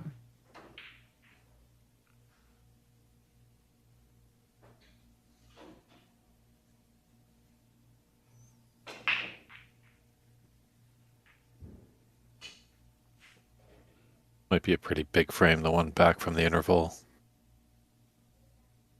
As you alluded to before the interval, Christian, there's good momentum for Andy McCluskey. Didn't want to go to the break. Yeah, now it feels a little stagnant maybe from both players. Yeah, it's nice to see a little bit before the interval, maybe a little bit free-flowing. Now they know that getting close to the end of the match, kind of got to tighten up a little bit. We play a bit more safety than some erratic potting. But they know their game better than we do.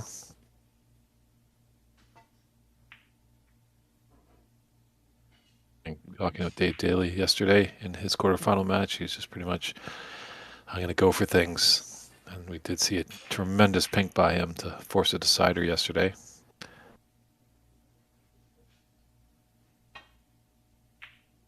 That's a thin one. Deceptive shot there. And no in-offs. Bit of a wobble there, but I think the nap does affect how the ball rolls a bit when you're going against it. And folks who don't know, especially pool players, are not aware that these cloths have directional fibers on them. We call it the nap. And the place on the table, the bed of the table, as well as the rails, all have some directionality to them. And in general, the nap flows from, in this case, the top of your screen to the bottom of your screen. It's kind of like petting a pet with fur. Has one direction you want to pet it that's smooth, the other direction is more rough, and that definitely affects how the ball rolls, especially at very slow speeds. Drone Dragon asking, I would like to play this tournament probably next year now. Are there other upcoming ones this year?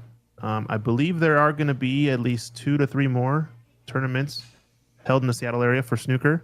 So stay tuned. I believe we're reviving Ox Classic, and we are trying to continue doing the Washington State Snooker Championship that was held, I believe, in Rochester, Washington Club last year. And so maybe this will be held this year at Empire, who knows? But that plus the Ox Classic are definitely going to be 2 tournaments to look out for later this year. Great to hear some good snooker action here in the Pacific Northwest. We do have the Pan American Championships starting up at the end of this month, going into the early part of September. But unfortunately, the deadline to sign up for that is elapsed. You might be Drowned Dragon if you want to put on your traveling boots. The Nina Open that Christian and I will be at with the man at the table, Andy McCluskey, running that show. That might still have some spots available. I believe the Embassy Open down in St. Gabriel, California. And if you wanted to find out what's going on in the lower mainland of British Columbia and Vancouver, Canada, feel free to shoot me an email at snookerdave21@gmail.com. That's snookerdave21@gmail.com.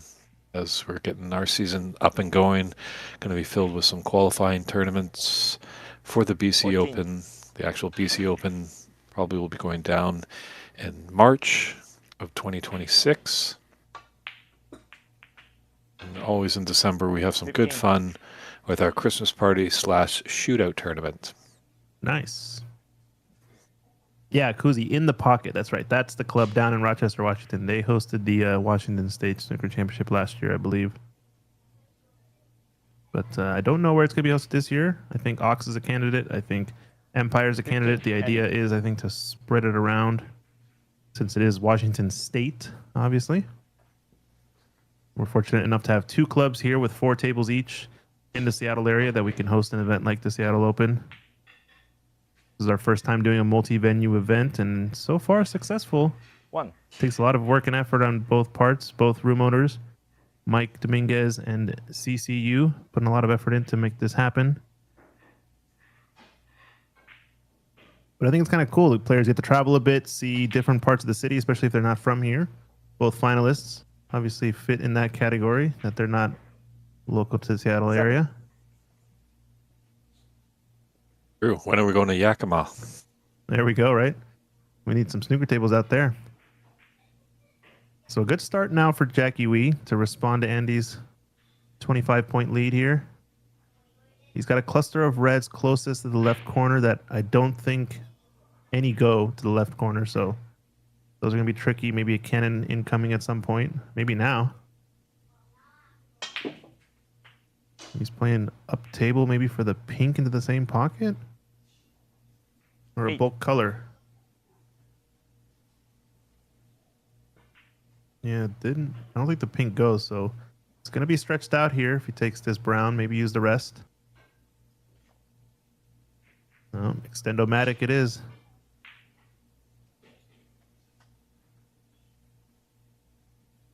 I do want to give a shout out to our sponsors as well. Marco Fu Exclusive Cloth sponsored the event over the cloth at the Ox Billiard tables. I don't know what CC has here. It's a slightly different cloth, I believe, at Empire.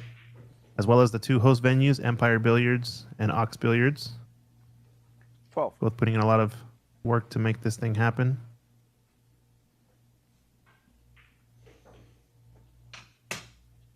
$22 players, right? I believe 22 players with 250 entry. First place prize taking home $2,800. Not too shabby.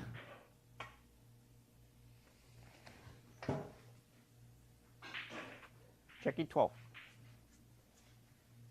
And a big hello to Vineet Desani that's tuning in. Vineet, hopefully the boys are watching as well. Young Rianne, he's definitely grabbing the game and really playing phenomenal stuff of late. So all I got to say to the players is you better look out. Rianne Desani is going to be a name to be reckoned with in this game. Only 11 years old. Yeah, good to see you, Vineet, in the chat. So pretty soon he's going to be coming down and playing in this final. Maybe 26, 27, we'll see. 1. Yeah, we'll see how things go. It is only, what, 3-hour drive or so? Yeah, it's not too far from Vancouver coming down to Seattle. Obviously, make sure that there's no other big event going on. Sometimes that border can have very long lineups. And being an open championship like this it's open to any player.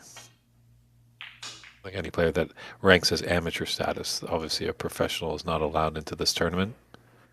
Jackie 6. I believe you could be a professional, but as long as if you sacrifice your card and regate yourself to amateur status, you can play. Because we did have Brady Golan playing in the Seattle Snooker Open Championship a few years back. That's right. I think ex-pros and I think current pro pool players also welcome.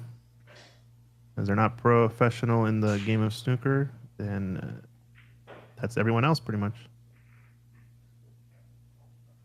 Tom Tan rooting on Jackie. Plays out of Chicago. I think room owner of where current U.S. Snooker Masters champion Renat Denka plays a lot of his matches at. Gets a lot of his practice in over in Chicago. 1.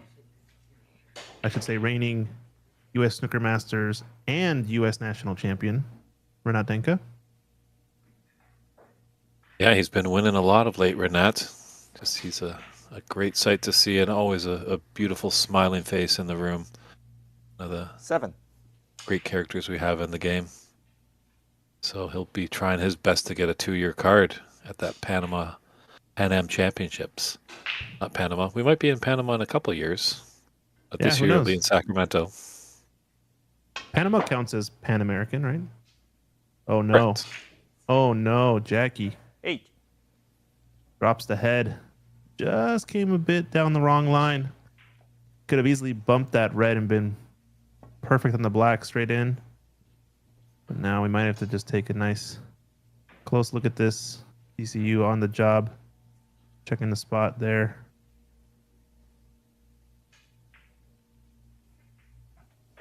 Declare. Brown.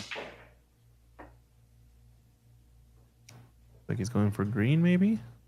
Brown?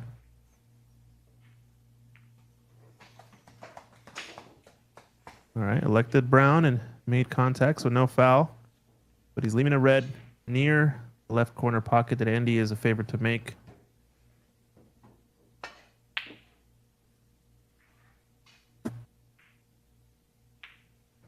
As I say it, misses one there and leaves a mid-range red for Jackie, who's now leveled the score to get an actual lead in this frame out of the mid-session break.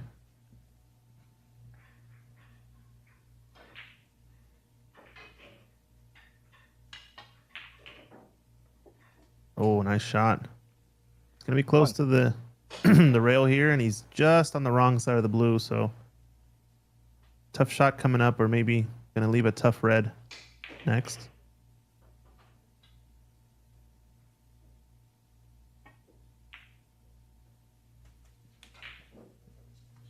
Unless I-147 is asking if he does a great David Burney impersonation, can he enter? Well, all I have to say is just clap your hands. Good to hear you, Sargon. Sargon Isaac does like to make me a little bit when we're doing the trophy presentations afterwards. I get everything going by a clap of the hands, but that's actually an old trick from film school. If you don't have a clapper board, you clap your hands so you have the visual and audio cue, so everything will stay in sync. Yeah, I was letting you handle that softball of a pitch that he gave you there. Good to see you in the chat, Sargon. Looking forward to seeing you down in Sacramento. Okay. Looking like a great field at the Pan Am Championships.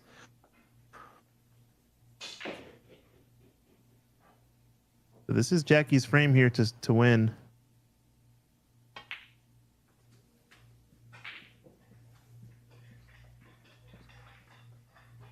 Yep, no trouble balls. Just kind of take it one step at a time. I think I like being a little bit low on the black if I could, but not worth the risk. If it means getting straight. 21. Might be straight here. Problem with being straight, he's going to have to screw off of this right cushion and play for a small window to not get on the pink, or just take the pink, I guess.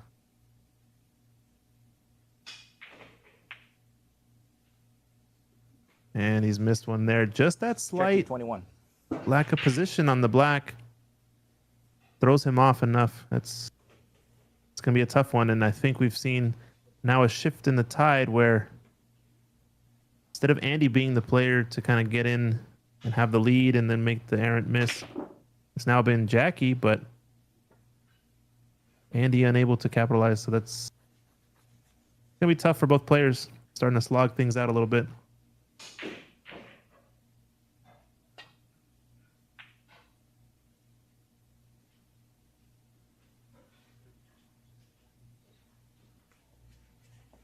I think when matches get to this point, too, and both players maybe making some mistakes back and forth, I think it's going to be down to which player can recognize what's going on, figure out how to react appropriately, and execute a new plan, because these sort of frustration bouts where you're just trying to hack at the ball and go for shots that you maybe shouldn't shoot, it's not going to get it done, I don't think. I'm just kind of wondering why Andy's just hitting a little bit hard on some of these shots of late. Uh-oh. This is a huge miss. Foul. So foul and lays up the red over the pocket, so huge mistake there from Jackie Wee. Kind of the same thing you said, though. Why does he have to shoot it a bit too hard into that upper right corner? I like playing here either bulk color, or if you want, you can zip it up and play for pink. 1. This should be fine. All the bulk colors are kind of just slightly pushed off their spots, but all are still available to both pockets. Needs to run a bit. I think he's okay. Yep. Plenty of space there for the yellow. The only problem is he's going to be stretched out. And we've seen him make a miss here when he's stretched like this. Not this time. 7. Be quite a steal for Andy if he's able to clear the table here and take this 5th frame. Yeah, and it all came down to that positional shot getting straight on the 10. black that Jackie had. Ended up having to shoot the pink instead, and maybe got a little bit too aggressive with his white position and misses the pink into the middle. So huge moment that was, as well as this foul 14. and pushing the red over the pocket.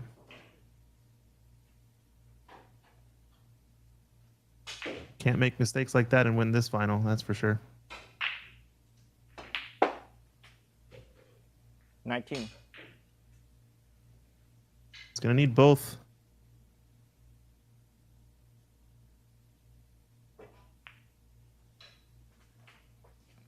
Needs a bounce. 25. Yeah, all Jackie can hope for is a miss and make it the black to force a black ball respot for this for frame 5 and a 3-2 advantage for Andy McCluskey.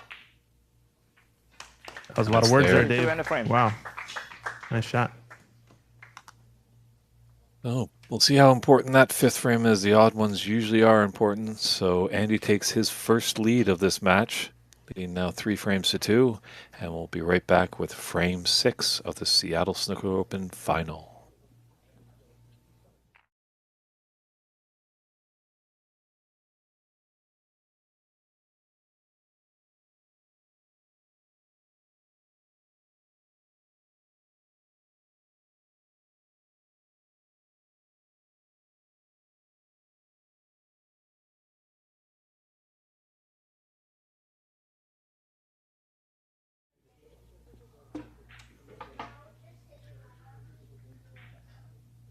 Frame 6. Jackie to break.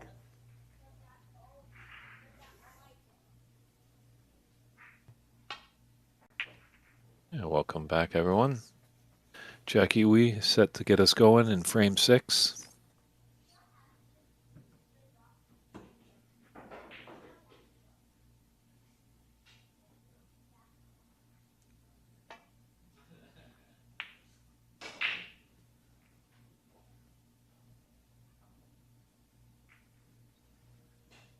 Well, you went for it there.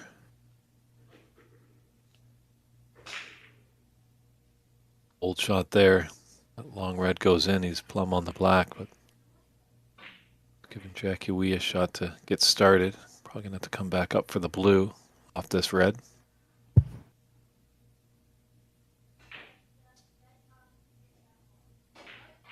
I don't know if I like this. I mean, you're getting a chance to get in amongst the balls, but don't think the angle's there to go forward off of the lower half of that second red to cannon and bring the cue ball out for the black. So might just have to play safe here. As tough as that is, it might still be the right shot. He's taking this on. Can zip it with some inside to try to get the angle, and oh no. Well, he can see the black, I think. 1. At the least. Spotting angle's not there, I would say. Maybe?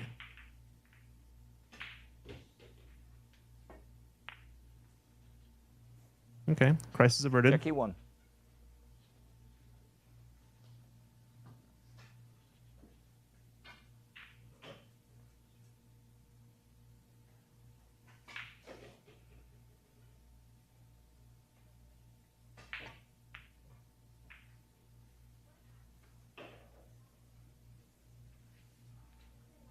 A little pacey, getting close to that bulk line.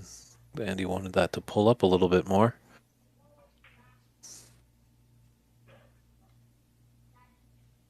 Oh, as he baited Jackie into, in a long pot.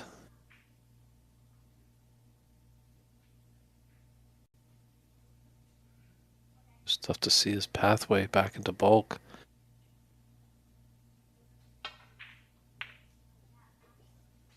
Wow, that was a shot. Cue ball. Where are you going, cue ball? Oh, he saw it. He saw it as it came Par off 4, that second Andy. cushion and just walked straight to his chair. He knew it was going to happen. That's tough. Such a good shot. Excellent red there. Just unfortunate with the blind cut. He's going to lose control of the cue ball, and sometimes you never know where it's going to go, and bottom of a pocket can happen, as we saw with Jackie's shot. One. It's a fortunate bump there to get nice on the blue. This could be Andy off to the races once again. He sent the pink up table, which is 6. not a problem if he can get black on its spot. Blue and black will be plenty enough to play for. Almost kind of prefers the pink out of the way in this scenario just because of how many balls are above and below the pink spot.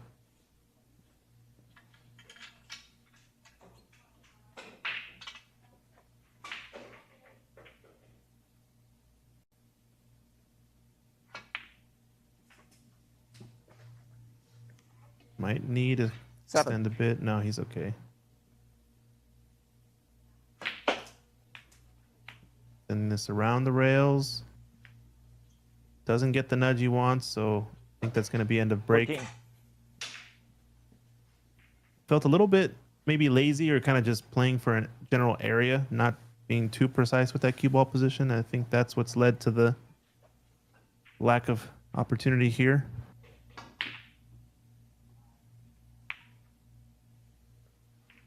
$14. Andy. It's a good final, though. Back and forth action. I think both players' styles as well. I mean, we kind of get on with the frames. We don't spend too much time going back and forth. Pre-shot routines are fairly quick. Yeah, they do definitely take on their shots, and they know that their safety is an important side of the game as well, and they get on with it, but definitely doesn't seem like things are dragging out. There's a good tempo to the match. It's had a lot of ups and downs. I think you and I, Christian, have definitely been involved in some matches that we've seen that have slogged to the finishing line. 5. Pretty much we're collecting our old age pension by the time it was done. Yeah, snooker can do that to you. Like in general, if you think about it, it really is kind of a boring game if you don't know it that well. Jackie. 5. So I totally understand why it doesn't maybe get some of the viewership it deserves at times. That could be said for anything. You look at all the people from Europe. Why is it called American football? They don't even touch the ball with their foot. Only a few short times. Most of the time they're passing and running the ball. Right. But I think Or- those type of sports maybe suffer from the opposite problem, which is they're catered maybe too much towards only entertainment in a way, right? So I think it's a balance, and obviously no game is perfect, but at least appreciating each game for what it is and what it brings to the table. Can't really go wrong, I think, with that approach. Yeah, I think we all can believe that snooker is kind of niche sport and stuff like that. It's not going to take over the masses. Obviously, here in North America, you have the big four: baseball, hockey, American football, and basketball. But with the invention of this lovely thing called the internet, so many different sports can thrive. And if you're a fan of table tennis, water polo, or snooker, you can definitely find it online. Yeah. And we're just happy to provide it here on this live stream. It's fun. One thing that would really help the 1. huge momentum for Q Sports was to get it into the Olympics. If Q Sports could get in there, then they'll get some government funding and at least the exposure on a national stage. International stage, right? So yeah, throughout the 51. entire world. Because it is a Oh, sport that's played in over 100 countries, snooker, so look at this roll, though. Brown's finishing the one position that it doesn't leave the easiest red on the table. So some more good fortune for Jackie. But Andy McCluskey with the right 1. response, in my opinion, takes little bother to it, gets down, makes his own luck in this scenario.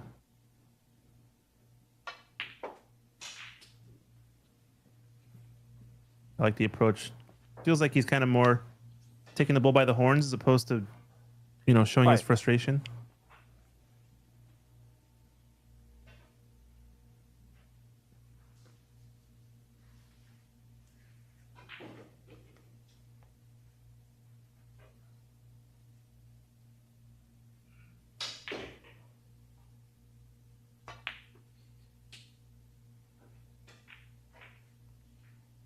Six.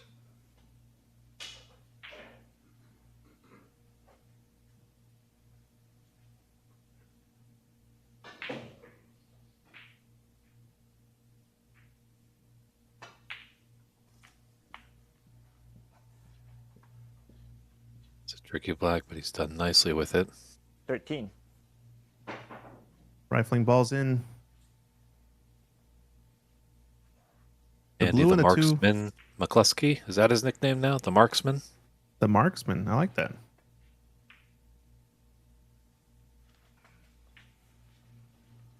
It's not bad. 14.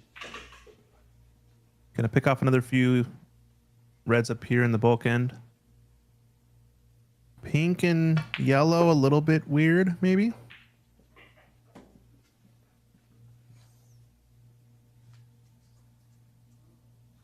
Thanks for tuning in, Jerry O'Brien. Passing off his best wishes for Andy. And the good luck. He's doing all right. Looked a little worrisome at the beginning as he trailed 2 frames, but he's won 3 on the spin. 19.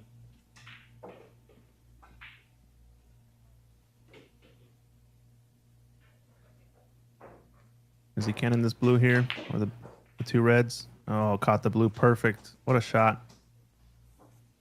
Developed those reds nicely. 26. Everything Pretty as a goes now. pitcher. Yeah.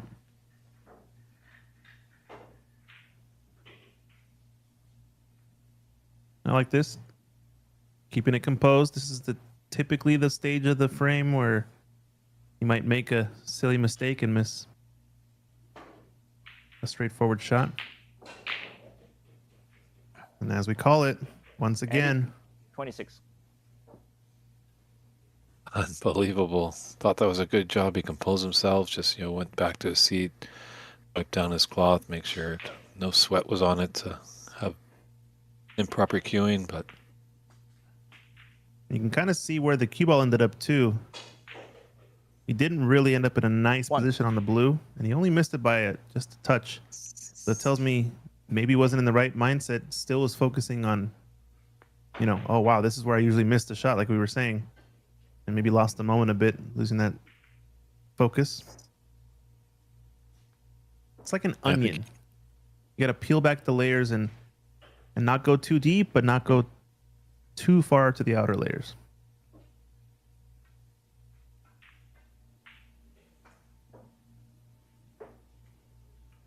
well, speaking of onions, I think there is a lot of crying in snooker. Really? I don't see it that often. Internal crying, probably, right? True. I think 1.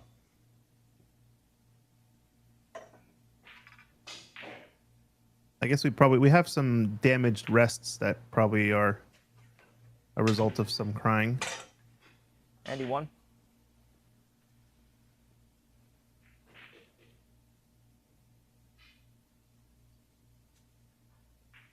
So Andy's got 37-point lead.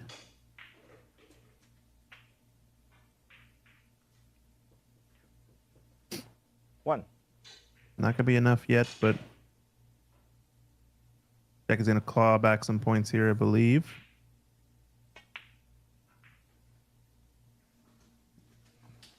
Good shot there on the green. He has a chance to open up this pink-yellow situation.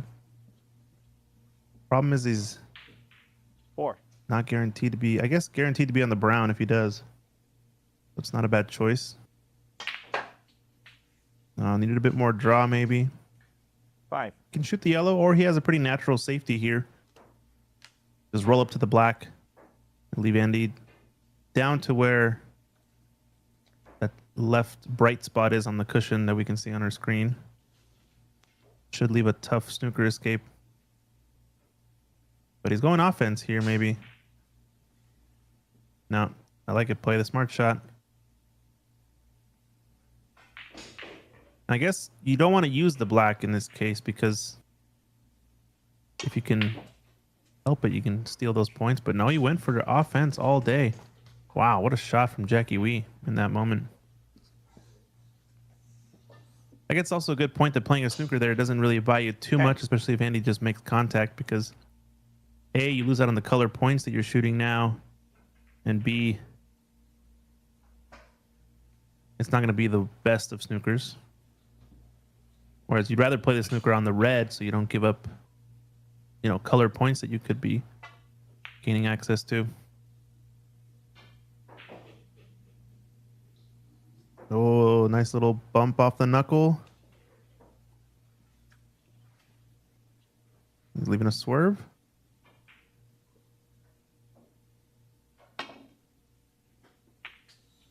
Expensive swerve shot there. Probably a miss. 97. Yeah, that just started off bad and has gone extremely worse as Andy's just plumb on this red. 1. This is a mistake here, though, if he doesn't get on a nice color. This is a mistake. Yeah, You sort of saw. He just got down and shot it. Didn't even really... I think just some adrenaline maybe for just seeing such a great opportunity. Yeah. At least he had the green there, so this is looking good for Andy to take a 4. commanding 4-2 frame advantage. We'll just need one more frame to retain the championship.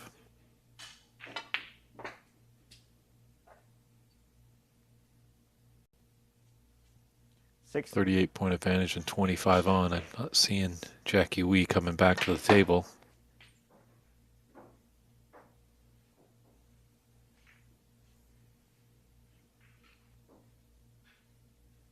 Yep. 9. Andy's feeling good now.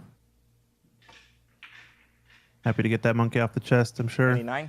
And a frame. And Jackie motions to referee CCU that he concedes. So Andy McCluskey has won 4 in a row. If he can win 5 in a row, he'll maintain his championship. And as we do when we get close, we like to do our roll call of thanks.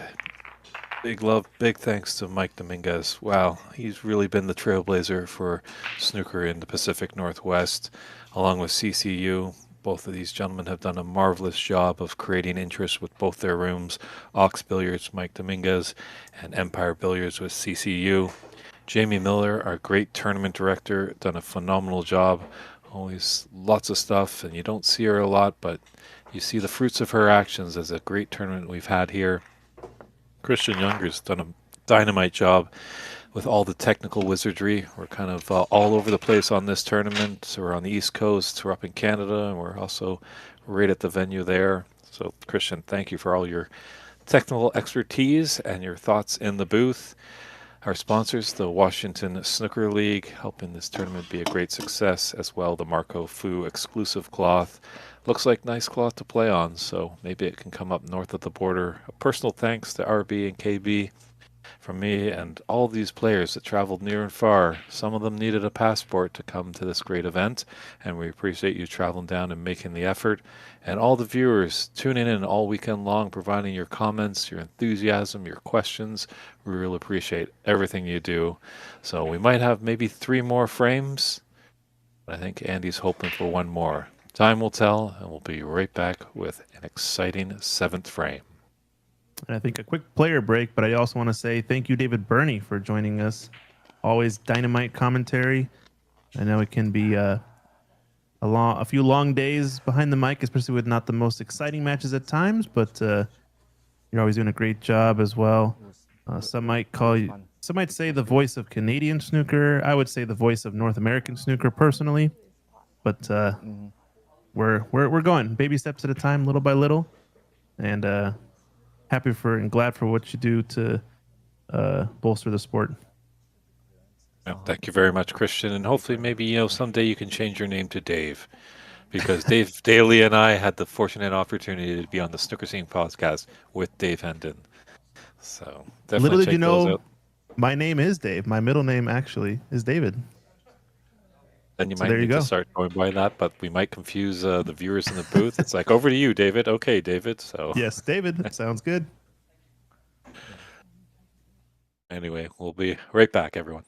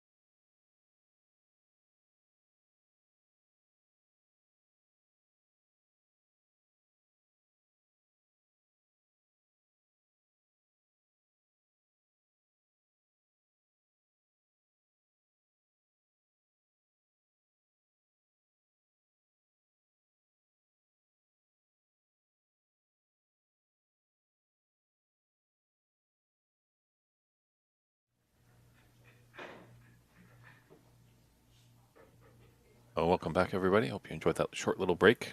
You got a nice, cool drink. Could be in for a bit more of excitement. Obviously, Jackie, we definitely would like to get a couple more frames on the board for him, at least push himself to a decider to give him a chance.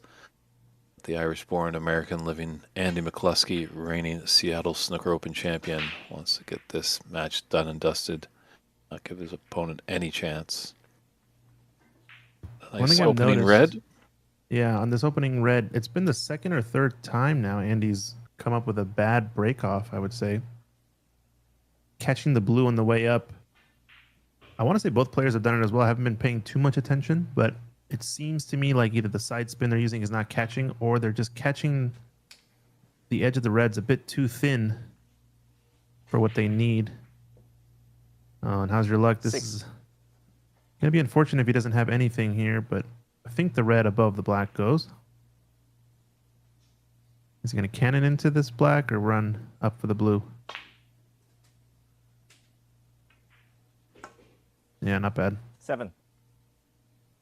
So I think that's kind of led to both players having some early chances here. Just early, easier red to start off with. Come up with a double-digit break and then play safe.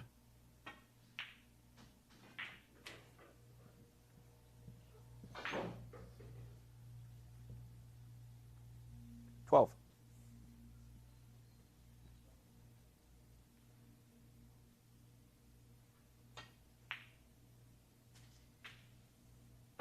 Going to be a bit short here for the blue, so he's going to have to 13. come in and out of bulk. I think the red farthest to the right of the pack goes to the left corner pocket. Don't know which reds go to the right corner, so he's just trying to figure out which side he wants to go down the table, either between yellow and brown or between brown and red and green.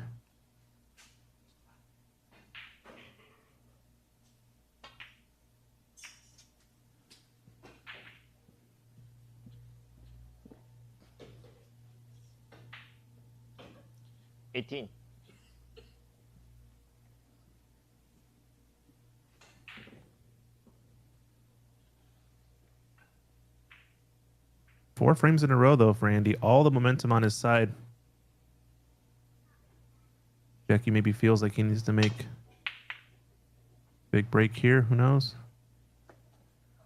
18, Jackie. Well, that's opened up the black. That's going to be advantageous to one of these players.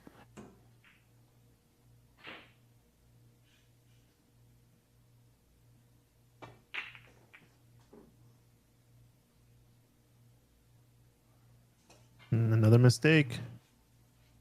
So a bad break off and a mistake on the safety from Andy. Probably going to put him in the hole at least 30 points or so. Minimum. 1. I get what he was doing there, trying to be a bit more aggressive with the safety, but didn't take into account how that red would come off the pack, I guess. Or just missed his spot.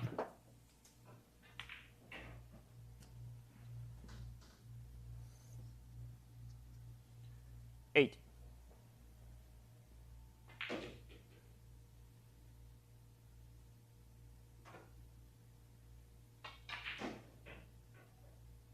Uh-oh.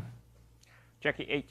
Speaking of missed spots, I noticed one thing about Jackie's technique. He uses a bit more what I would call a pendulum kind of stroke. Sort of where the cue kind of seesaws a bit more.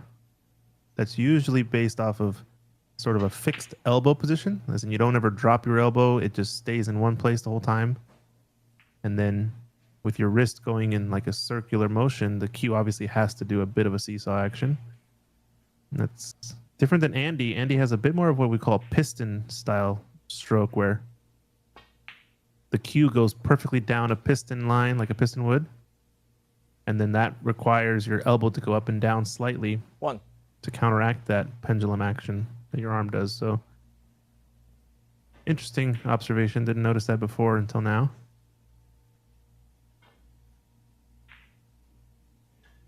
To be a little mindful of that red he's skewing over. Referee, you definitely going to be looking at that. I don't know if either style is either objectively better than the other either. But I think in general, most snooker players, most pros tend to have the more piston style stroke. If I had to guess, I just can't think of too many of the players that have that sort of pendulum action. A little bit more in like the pool world where you see that.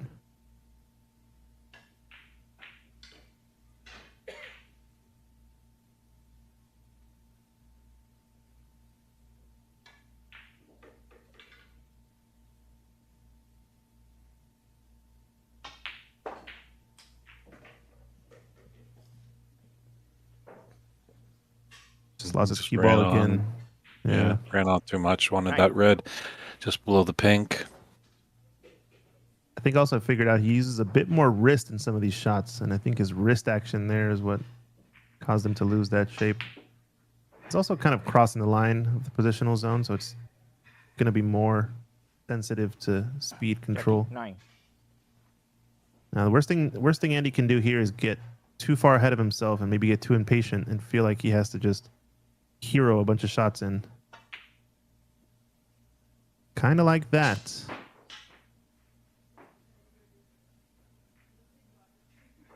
Being up 4-2, don't blame him for trying that shot. Obviously, he wants to get this frame done and dusted and start hoisting the trophy and have a party. But you can't get ahead of yourself, as you were alluding to, Christian. Gotta take it one shot at a time. Yeah, I don't really mind the shot decision. I feel like more so there was about how he approached the shot. And I felt like he got down a little bit quicker than he normally does and almost impatient because he just wants to get it over with in a sense.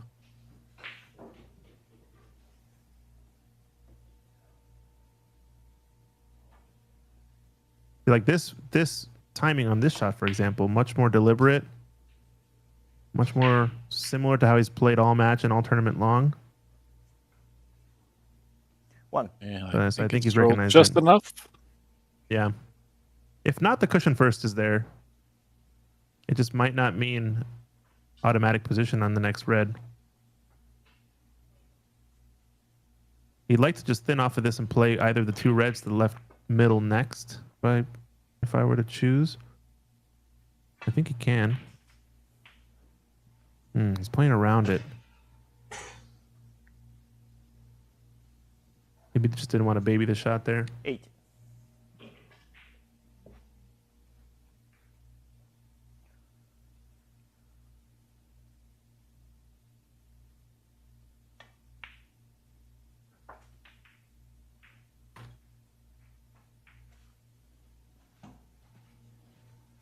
Nine.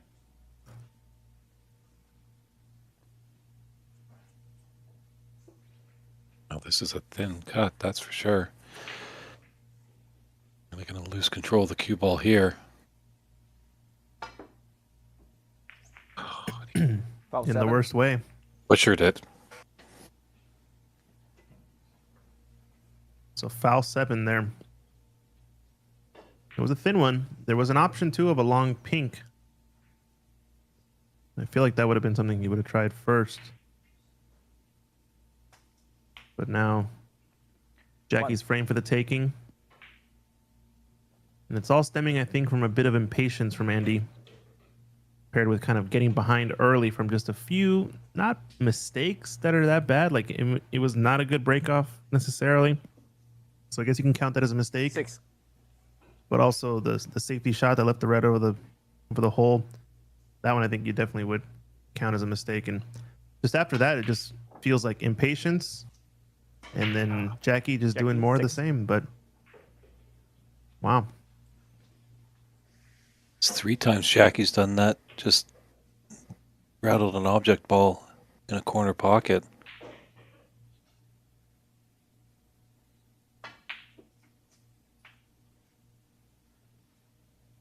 One. I think Andy just needs to put his head down, enjoy the process here, treat this more as a game-winning parade or celebration, and really experience this 8. end of this break to try to win the game, as opposed to try to get it over with. Maybe that difference in mentality could help. I don't know.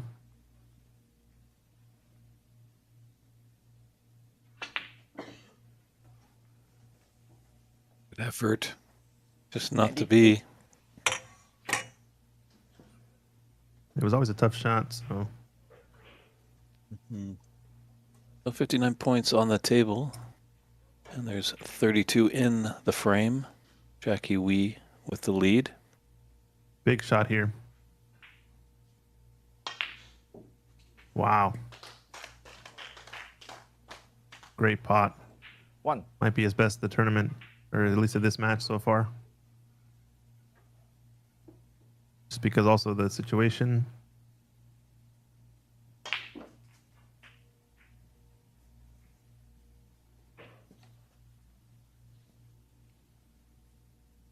Eight.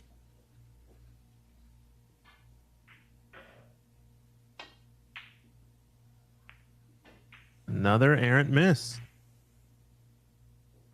Makes the crazy tough Jackie, pot and misses the more trivial one.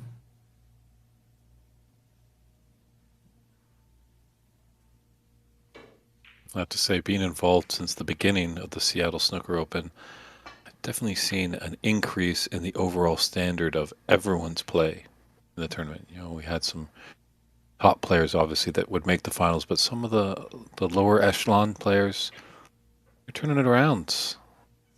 Yeah, just Great to look see. at every player that's played in all 4 Seattle Opens, right?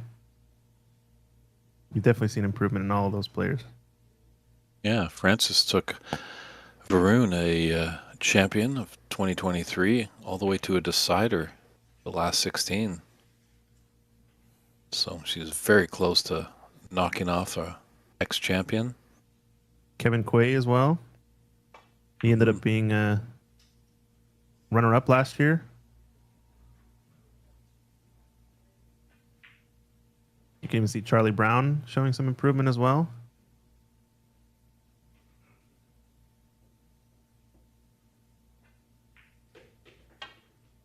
And a lot of new faces, especially in the last couple of years, playing in this event. Yeah, that's always good to see. When new faces come into the tournament. That's an interesting situation here now with this red and black. Ties them up, so not automatic, not immediately going to be in favor of Andy, since he'd like to make reds with blacks to get back in this frame. But where it sits, if he can get underneath it, it is kind of in a deadly spot for a snooker. And the pink's pretty much available, so it's not like he has to use the black to catch up. It's only 40 behind with 3 reds on.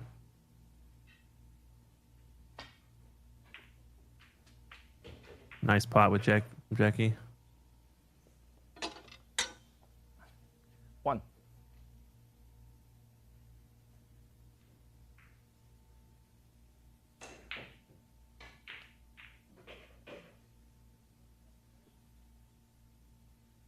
Get this pink to put us into the snooker's required stage in the 7th frame. Jackie, 1.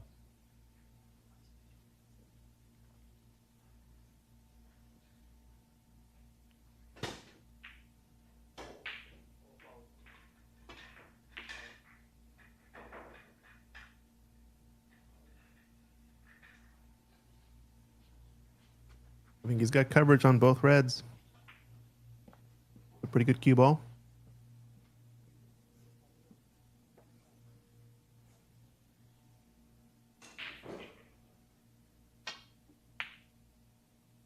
Nice hit from Jackie, but here comes a situation. Can he gonna go past?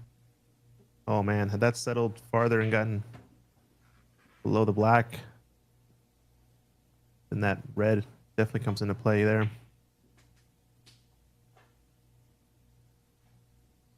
He's gonna be nice in the pink here, but oh no, running way wide actually.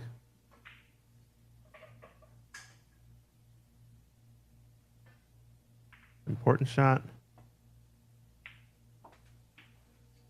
Yeah, I like that. Just settle it in, make it, and then play your snookers here. Oh no, 7. but where is the pink ended up? No, he can get to this, I think. Just full ball. Watch this closely. Yeah. Full ball Was there a stop shot? path? Should be. Worst case, there's a kick and stick type shot behind. But yeah, there's a path. Needs this red to move, though, if he wants to get a snooker. Oh, just got it behind the yellow.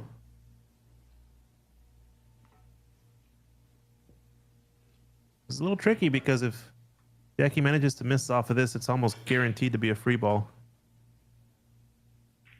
But he's got a pretty level cue, so he shouldn't miss contact on that red.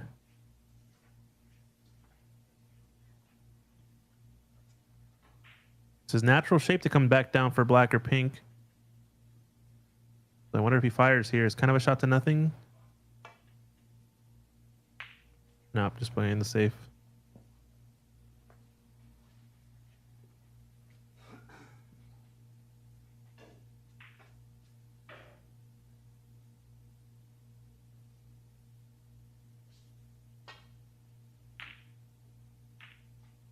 Uh-oh. Ooh, the dreaded double kiss. A tough red, but Andy needs either black or pink. Obviously black, and then running the He's playing table, safe. he'll be able to win. Yeah. If it was perfect to get in the black, he'd go for it, but he's got to play safe there. You get to wonder, like, is it worth playing red pink just to know that you can tie? Especially where the black is fairly safe. The run out isn't necessarily on that easily. I think that's the right shot. It's not quite worth it yet.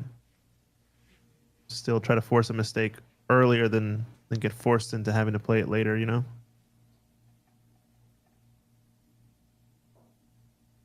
We've seen some pretty clever shots from Andy. You got one snooker when, you know, they were battling back and forth with the pink-black left. Didn't get the foul points, but, you know, just to get on the good side of a snooker is still tough when there's only 2 balls left.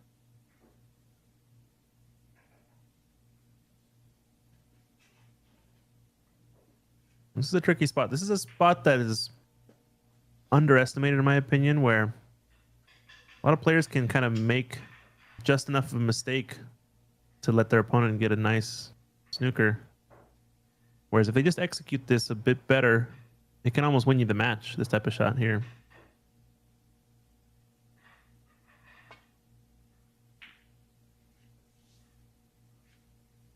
See, like that I think is not as good as it could be, and it leads a natural path to get in behind black with the white.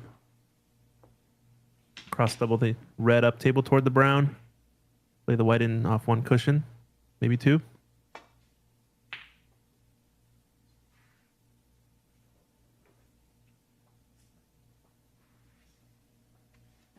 Needed kind of to overcut it and stun a bit more.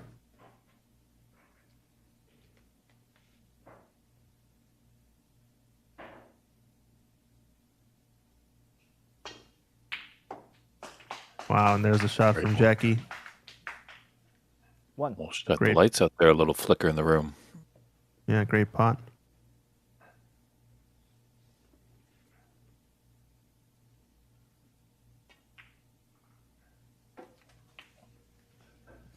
The frame Jackie definitely needs to win to continue Seven. his hopes of becoming the Seattle Snooker Open champion of 2025.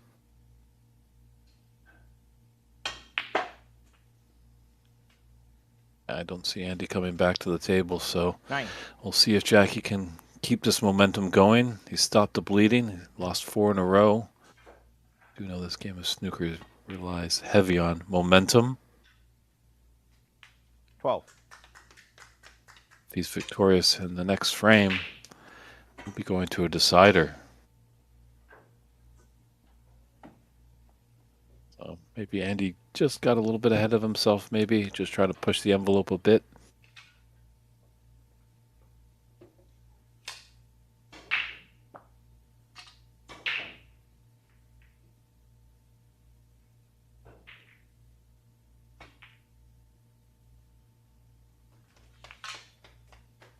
$16.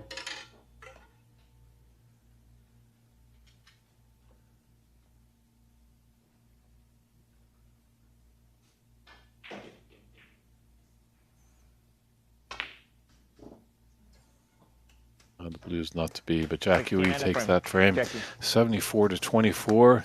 He's got his third frame on the board. We'll be coming back for frame 8. Will we see a champion there, or will we see a decider? Let's see what happens in a few short moments. See you soon, everyone.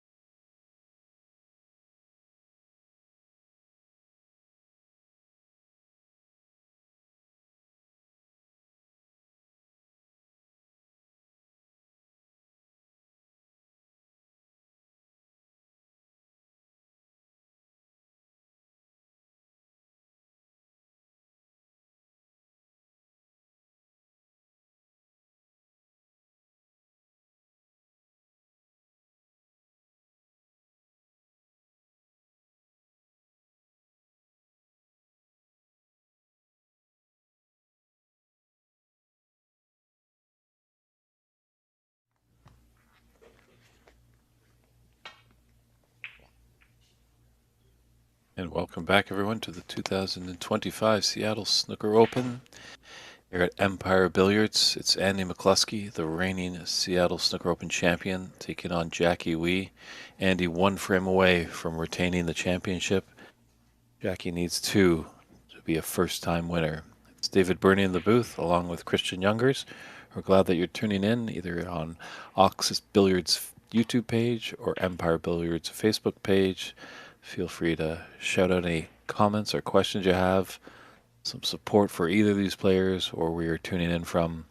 Great Game of Snooker is global, so we're always fascinated to see where you're finding us and where you are in the world. Yeah, well said, Dave. We are remote streaming this in the Bellevue area. One note on the breakoff there. Notice the blue, or excuse me, the white got very close to the blue on that path on the breakoff for Jackie Wee. Kind of similar to what we've seen all match long. Both players getting really close to the blue, if not cannoning into it off of the starting hit. And oh no. And he's going to be kicking himself on that. I think I just noticed, like, if he goes through his full routine, if he just has a timing down pat like he always does, it's like night and day the results he gets. It was like just the shots that he misses are seems like they're I don't know if it's just lack of chores or what, but it's like doing your chores. Like, you can't get lazy on it. You just got to go through the motions and actually get it all done, check all your boxes, do your routine. And it just feels like when he doesn't do that, his results just don't show up.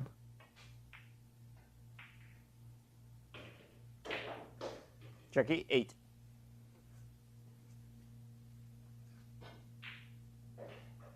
Because you're saying that he's heard this term snooker in the area, Poolsbo and Kitsap, but just finding snooker so far, or sorry, just finding pool so far.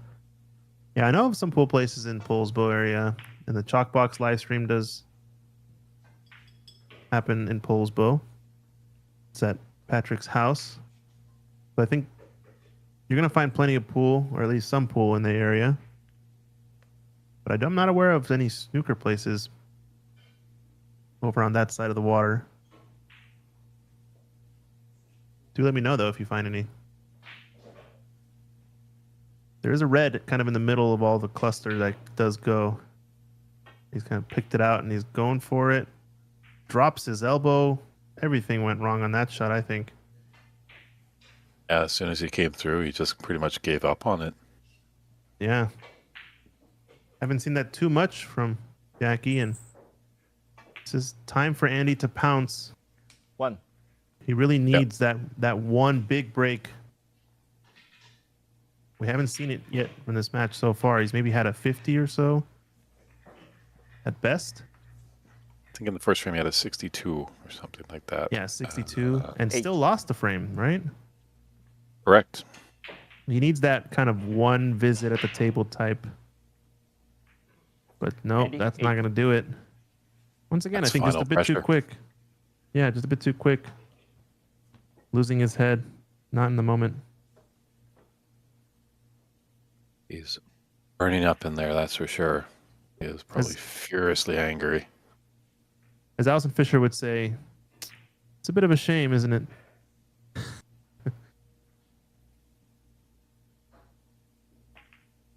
It's quite a shame he missed that.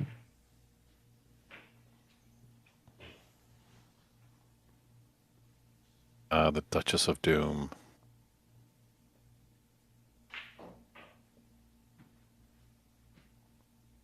Nice to Yeah, we see might her have back in some snooker action.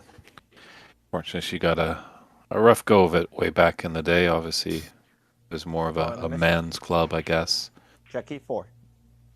Yeah, I can only imagine trying to play snooker as a woman in sort of the early 90s, maybe? Early 2000s, something like that. Late 90s or early 2000s? I don't know exactly, but... Yeah, our good friend Mary Talbot that played in the first Women's U.S. Open had to just plead and beg and pretty much drag on her father's coat jacket to take me to the snooker club, take me to the snooker club. Well, luckily things have changed, and now we are on and growing the sport in more ways than one, hopefully.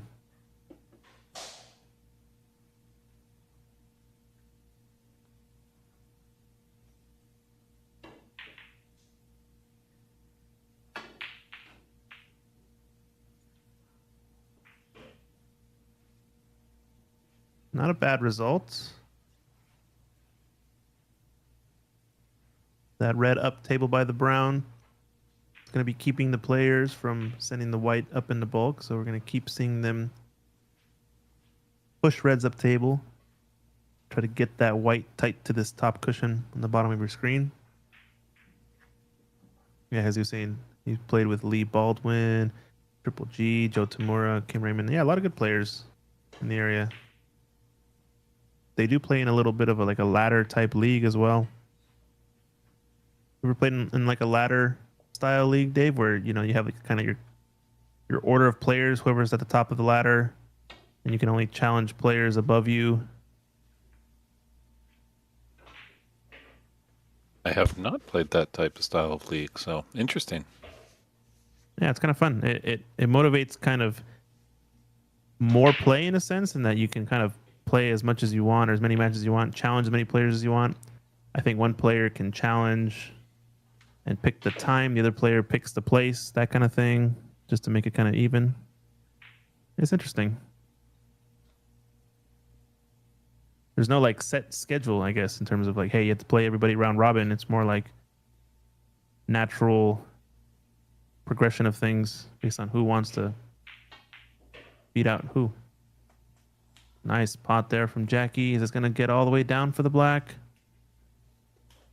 Oh, it's going to be a little bit far. Oh, he's perfect.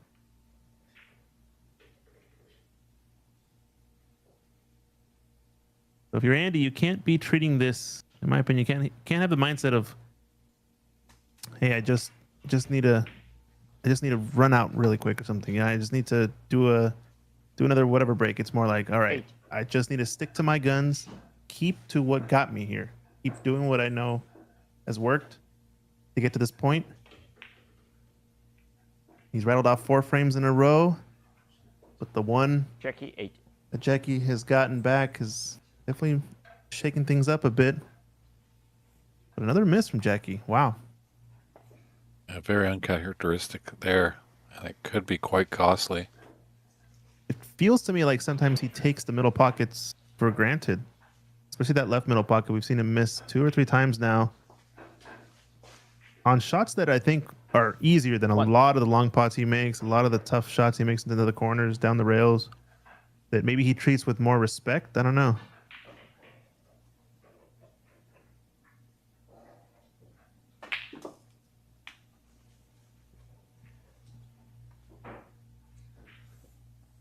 Yeah, I hear you, Jesus. 8.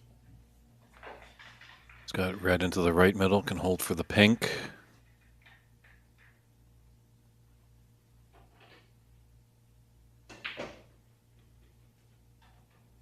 I think Andy just needs to take this methodically. If he does, I think the balls are there for his taking.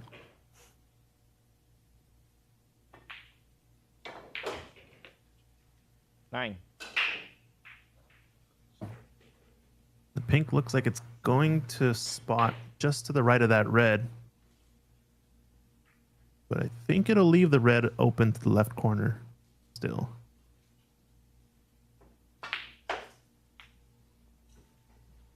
Well, this is not a bad choice. Don't even deal with it and get rid of this red that's up table 15. just to sort of reset the table in a sense and get the reds back 16. to only down table. Yeah, On the Raymond brown. Fung. Raymond Fung saying it exactly right. Jackie probably has made the top 5 shots and the top 5 best shots and the top 5 worst shots in the tournament at the same time. 20. It's definitely an aspect of his game. It seems a little bit polarizing at times, right? Touching. Andy asking for clarification that is a touching ball. Referee CCU has pointed that out, showed the offending ball that's being touched by the cue ball. Oh, Jesus saying, someone just PM saying the Snooker and Kitsap is at Vince Draper's place. Yeah, Vince Draper has a table at his place. I definitely would reach out. He comes to a lot of our events here at Ox. We see him. He's played a lot of the pros that have visited. You got to play Judd Trump and Ricky Walden, as well as Sean Murphy when they all visited Ox. So Andy, 20. definitely reach out to Vince Draper if you're looking for snooker in that area. I totally forgot. I didn't know he was in Polesbo. I thought he was, for some reason, I thought he was down near like in the pocket or something. But no, you're right.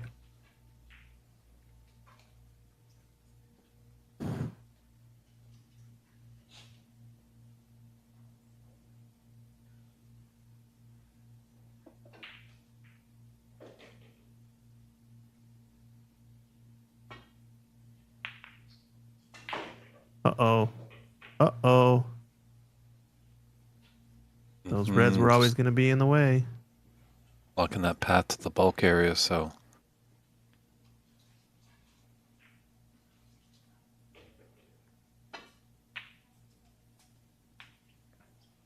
Not only that, One. too, opens up the reds a little bit better to where I think only 2 or 3 though are still available. There's the 2 clusters of 3. The left one, the bottom 2 are kind of blocking each other to both pockets. I think only the top of each cluster goes to the opposite corner pocket, so it's going to be still a lot to navigate. Oh, and he's made a mess of this one. 7. Yikes. That's a mistake that you should never make, I think, once you get to a certain level.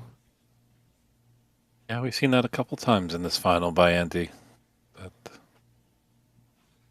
he's just forgotten that when he's pocketed that pink where it's going to come up and spot on its spot.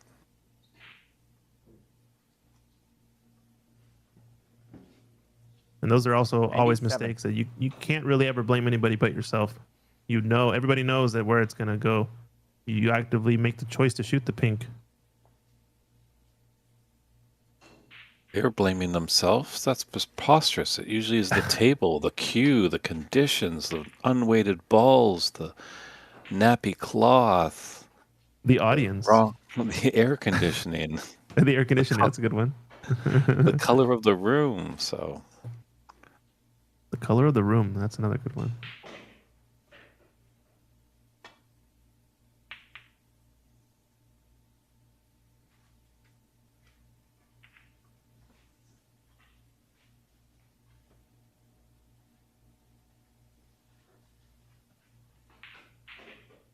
Now we've kind of reset the frame. Earlier they were all pushing reds up table. Now everything's kind of back down here and back to nipping off reds to go back into bulk. Jackie's got the initiative here, I think, with how he's clipped and blocked off the right edge of the cluster of reds. I think Andy can get to a gap after hitting the cushion, but he's going the other way, around the black. He's not necessarily gotten away with it. It's a bit fortunate that it came back up table, but that red that he hit gonna leave a shot for Jackie that he definitely can make. Ouch. pressure zone final. Yeah, pressure is building, I think, in the room. I mean, if we go to a decider, it's gonna be anyone's match.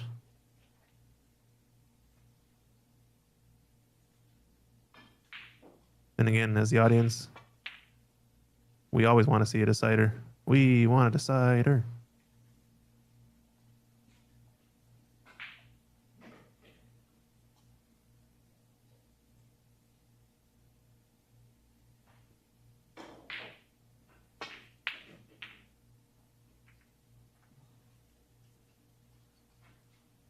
Got good coverage on the loose red.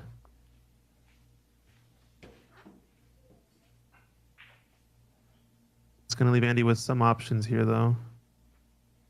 Yeah, those 3 reds, the leftmost one, be able to just clip off the left side of it, shoot it towards top right cushion and come off, or top right pocket, I should say, and then Andy could come off top and the left cushion. Potential shot to nothing here.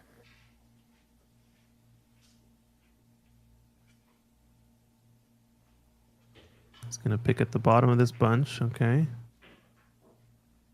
Send it around with a bunch of running right-hand side, maybe? As long as he misses that bunch of 3, he's good, yeah. Not a bad shot.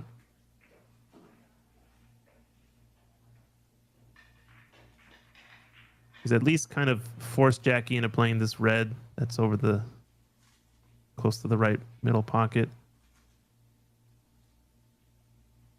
Jackie has made a few of these, though, so to really open things up. It's a risky shot, and he's going for it. Okay, didn't play for black. He just played kind of the safe way. I was thinking if he played to stun and played for black next, was definitely going to sell out a red to the lower right corner. What do you think? Does it come down to one of these players knocking in a long red and then running a few points, or is it going to come down to the miss and how they make the mistake? But look at that. Look at that shot. 1. Well, there's your long red, Christian, and he's nicely on the black. And those reds around the pink are Open nicely, so chance Did for you see McCluskey. the topspin on that ball, though? Just to get around and run off the left edge of the Reds over there in that bunch, as opposed to cannoning into him and getting stuck. You have to go back and watch that, but it kind of zipped a little bit, put a lot more spin on it than might have seemed obvious at first.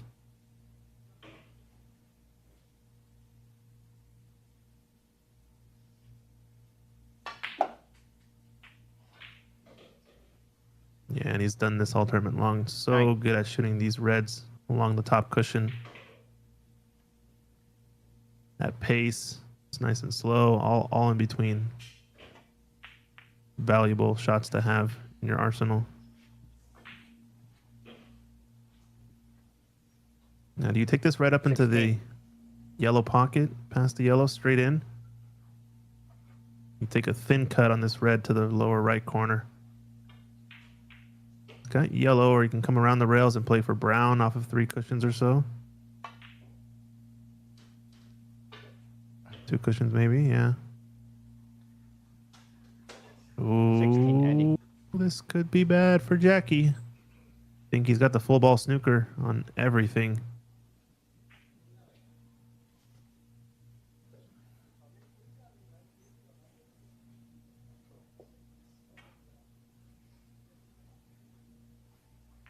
Oh no. Ball and a miss.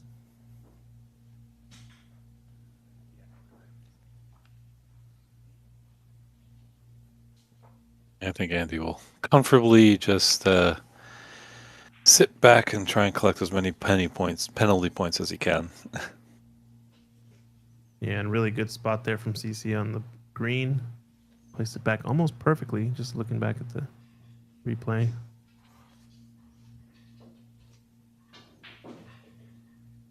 Don't think he can get closer than that.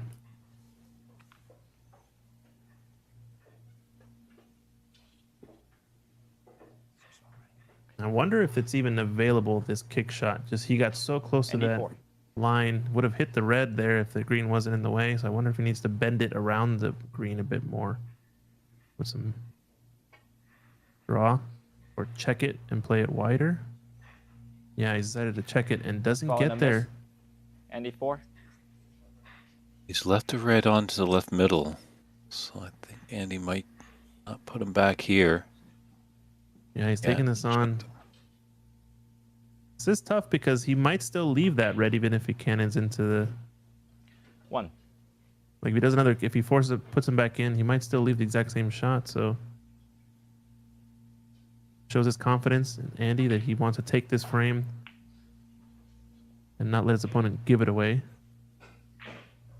And he's a few good shots away from 7. being our champion here. Big moments. Wow, great shot. 8.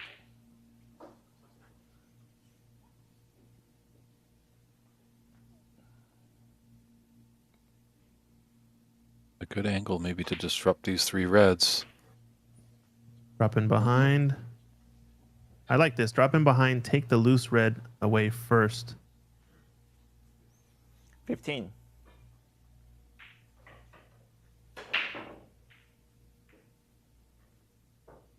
Red is his frame ball. Oh, he just can't get it. 15. So close to the championship. Championship ball, you could say. Yikes. I think he knew it there. Pressure built, and he just missed the trick. Oh, no. Double kiss from Jackie. And at the conclusion of this match, we will let the stream continue on, as there will be a trophy presentation conducted by Mike Dominguez. Uh-oh. He's opened the can of worms. All the reds are out in the open. Has he gotten away with this? Are these blocking each other? Wow. We talked about it. Got one red tight to the left cushion, so saving grace there. But if he had the one over the middle hole, yikes. Jack is going to try the plant.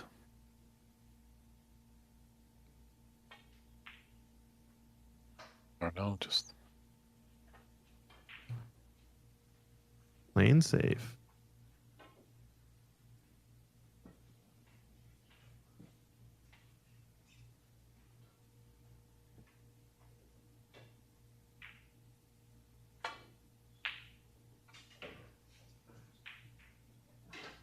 Andy just has to stay composed here. Only, like I said, same mistake he's made all match long that has left Jackie in is just don't get ahead of yourself. Don't push it and come with the hero shot. Just play your game and stick to what got you here. This is tricky now for Jackie, though. He needs to make black or pink here. A miss would be just as bad as Andy making the red. He has that clutch factor, though. He has that clutch factor. Great shot from Jackie. And a nice angle to come down for black. We got some drama left in this one for sure.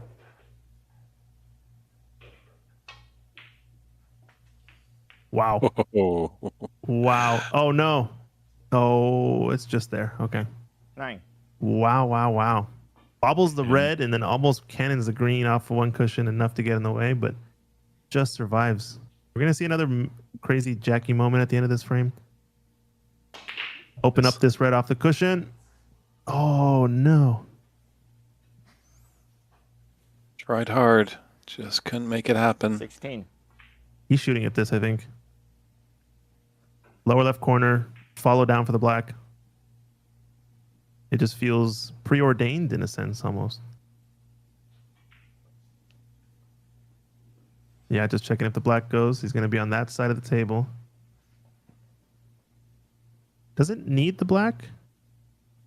I think pink would Doesn't suffice. need a color, though. Needs a color with it, because if he's faulted here,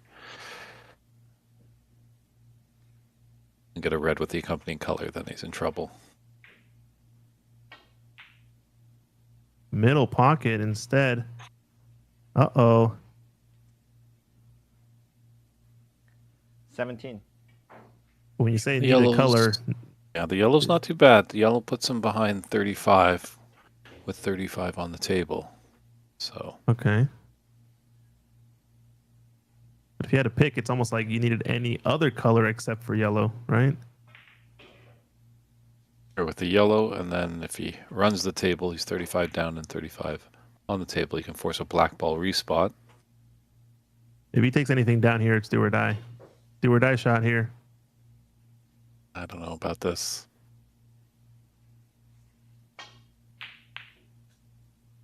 And the clutch factor, unfortunately, has let him down, but does he get a roll? Jackie, 17. No, that's going to be tough. No, he takes the yellow. He's still at the table. He can do something with the red. I just don't know about that pink. Yeah, I don't know either. I mean, credit to him though. It has been his style all match long. He's kind of kept to his guns. He's not changing his decision making per se. He probably would have still done that in any other match. Well, win or lose, I'm pretty sure he's going to be looking at the tape afterwards. If he is on the losing end, he might next tournament think twice. Uh-oh. 'Cause That might be his last shot.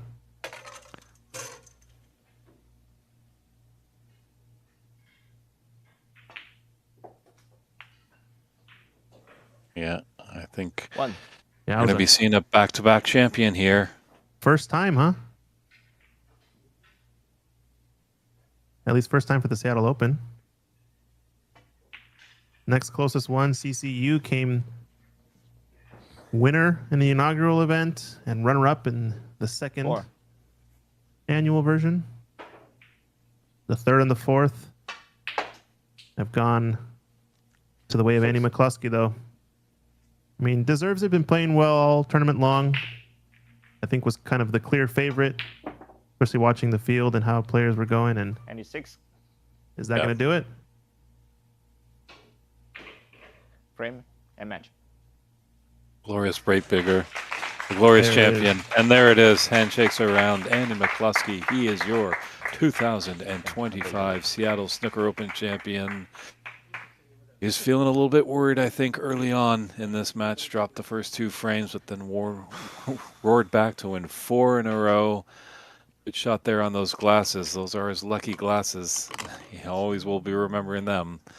He had a little incident at the Pan Am Games in last October of forgetting them. So, Oh, that's right. but commiserations to Jackie Wee. Good battle. Impressive by Jackie. I think if he just develops a little bit more of that snooker brain, just kind of plays that scoreboard a bit, he definitely could be victorious in this tournament. So, any final thoughts, Christian, before we take it over to our MC? No, I think it was a great tournament all along. It was interesting, kind of our first experimentation with a few different things. You know, doing this at multiple venues, doing this sort of remote with Dave Burney for the first time as well. I don't know how you felt about it, but I think it was in general a success. And This is not on right now. tournament quality definitely held up to its standard. Like you said, a lot of players continually getting better and improving year after year. So really nice to see. And now it's time for the trophy. We're going to take a quick break maybe, and they're going to set up and do pictures and stuff. And stay tuned if you want to watch that. If not, Hopefully thanks this for joining is the stream. On mute. Drop yeah. us a like, subscribe to the YouTube and Facebook We'll channels. never know. That's Ox Billiards on YouTube and at Empire Billiards on Facebook. And yeah, stay tuned for more events. I know Ox is going to have some more events coming up, and we talked about Pan American event. We have some stuff happening in Ireland later this year. Lots of good stuff in the snooker world, so stay tuned. That's it from me. And once again, congratulations to Andy McCluskey, 2-time Seattle Snooker Open champion. It's a remarkable feat. So we'll see how he does in the Pan Am, and he'll definitely be back again next year for maybe a three-peat. What an exciting tournament. So thank you all for tuning in. Enjoy the trophy presentation. For Christian Youngers, it's David Burney saying good night from Empire Billiards, and we'll see you at the next one.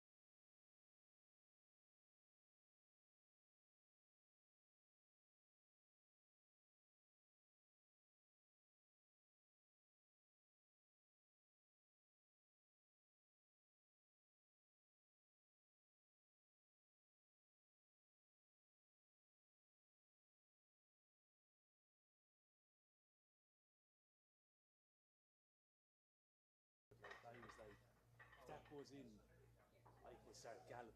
You know Yeah. what I mean? Whereas like once that missed, and I started losing Breaks. tight frames. And Yeah, it's funny how the brain works. You try to tell it to not take it too seriously, and then yeah, and believe me, there's no one that works harder on that aspect of me. Like the head maggots. and the head maggots. I love it. You ready? We need to take some pictures with you and Andy.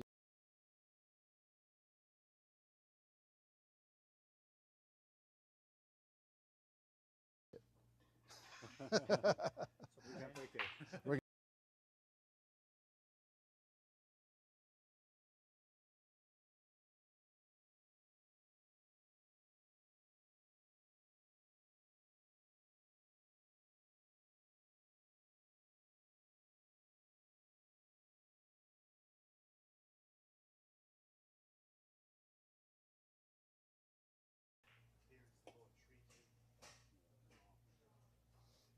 All right, yeah, move up. Both of you, yeah.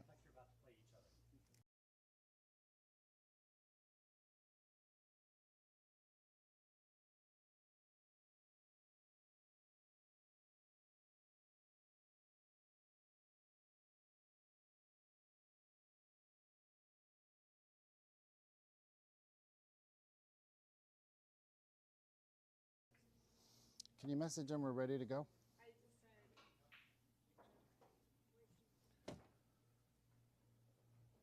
we gonna do this on Zoom? Yeah, he's pointing at that guy. Come on, Cece.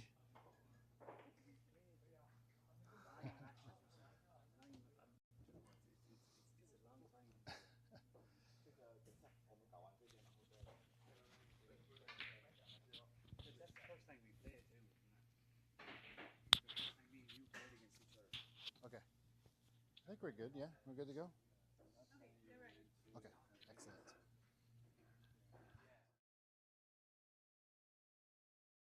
excellent. Jackie gave an amazing game to Andy. Some of the first frames that he's lost all weekend. And before we do the trophy presentation, I want to bring out Cece. Cece, come on out. Everybody that can hear me, give a big round of applause for CCU.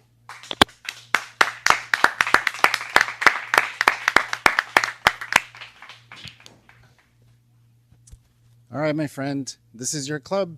Yep. This is the brand new location. It looks beautiful. We just finished the first Seattle Snooker Open in your club. How you feeling? Together. Together, absolutely. Yeah, I feel great. Yeah, it's my first time, our first time doing the knockout stage here. Yeah, it went well. Thank you, everybody. Yeah, what do you all think? Pretty good? Yeah? Absolutely. Absolutely amazing. And then we also created the Washington State Snooker League. Yes, correct. Yeah, and there's some players in the club. I'm not sure they're in this club. They were at Ox. There's another club that wants to join us, so I think we have more clubs to add. Joining. Yeah. More clubs, more players. Yeah, what an amazing community that we're building up here in the Pacific Northwest, and it's teamwork. Yep. Yeah, it's all good. Thank you. Yeah, thank you, Cece.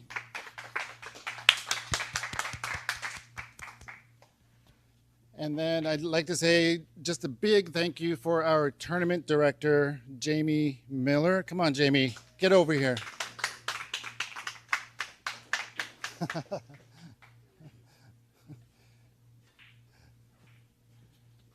It was great. So Jamie was at Empire doing the tournament directing while I was at Ox trying to get things together. She's done tournament directing for the Northwest Women's, the World Women's. She's helped out in the Seattle Snooker Open. And then once again, you did another amazing job. And last year, you were the TD as well, because I was out of commission. I was hurt. And so this is 2 years running. Great job. Give me a hug. Thank you. Anything to say? I would just say that the players here that were at Empire the whole time were fantastic. So thank you, players. Awesome. All right. And now for the trophy presentation for the only person who has given a loss to Mr. McCloskey. And Mr. Andy McCloskey could not keep him at arm's length. He was always coming after him, fought hard, made amazing shots, great safeties. Everything I saw from him when I got back to Empire was just out of this world. Jackie, well done. Come here and accept your trophy. Thank you. Thank you so much.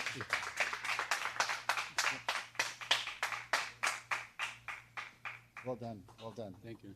Anything to say to anybody It's watching very out fun. there? Yeah, it's fun game. It's a very fun game. All right, so put your hands together for the repeat champion, 2024-2025 Seattle Snooker Open champion, Andy McCloskey.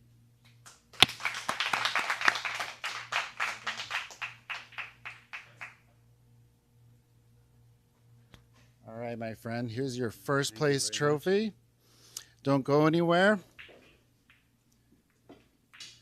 Not only did he win first place, but he had a 92 break at Ox. And we all thought that the 71 was good enough. Did you have a 71 break? 71. Something like that, yeah. But he came with a 92. So congratulations for the high break award. Stick it on, try not. Yeah, of course. Of course, of course. So I'm sure there's a bunch of people watching in Sacramento and maybe in Ireland. Is there anything you want to say? Yeah, no. Thanks very much for watching. I just had a quick look at my messages there. I think they were having heart attacks there as that went on. But look, I have a great support system. My wife, my daughter, my parents. You know, I like it. A lot of people are on the lookout for me, so I'm very grateful for them. Yeah, it sure takes a lot of people to get you going. What do you think of Jackie's play? Oh yeah, that was like, as you summed it up perfect. He just wouldn't let me get away. Like even 2-0 down, you know, I was probably sitting in the chair very disappointed. I probably wasn't 2-0 up. Like I was 30-40 ahead in both frames, and just didn't seem to kick on both. But that was always his tough play more so than me falling away. So like it was the first time I got to play Jackie. So thanks very much, Jackie, and hopefully we'll play plenty more again. I'm sure you'll meet again. Once again, thank you, Andy. Big you. round of applause. And just a big thanks to big thanks to CC, to Jamie, to Mike, to photographer as well. Sorry, Mr. Sandro. Mr. Sandro. Thank you so much. And you know, the Washington Snooker League, and it's unbelievable up here. I had a great weekend with my wife. She was actually sending me houses in Seattle, so who knows, we might be up here again sometime soon. And thank you so much. Thanks, CC, for hosting, and same to yourself, Mike. Awesome. Let's get a picture.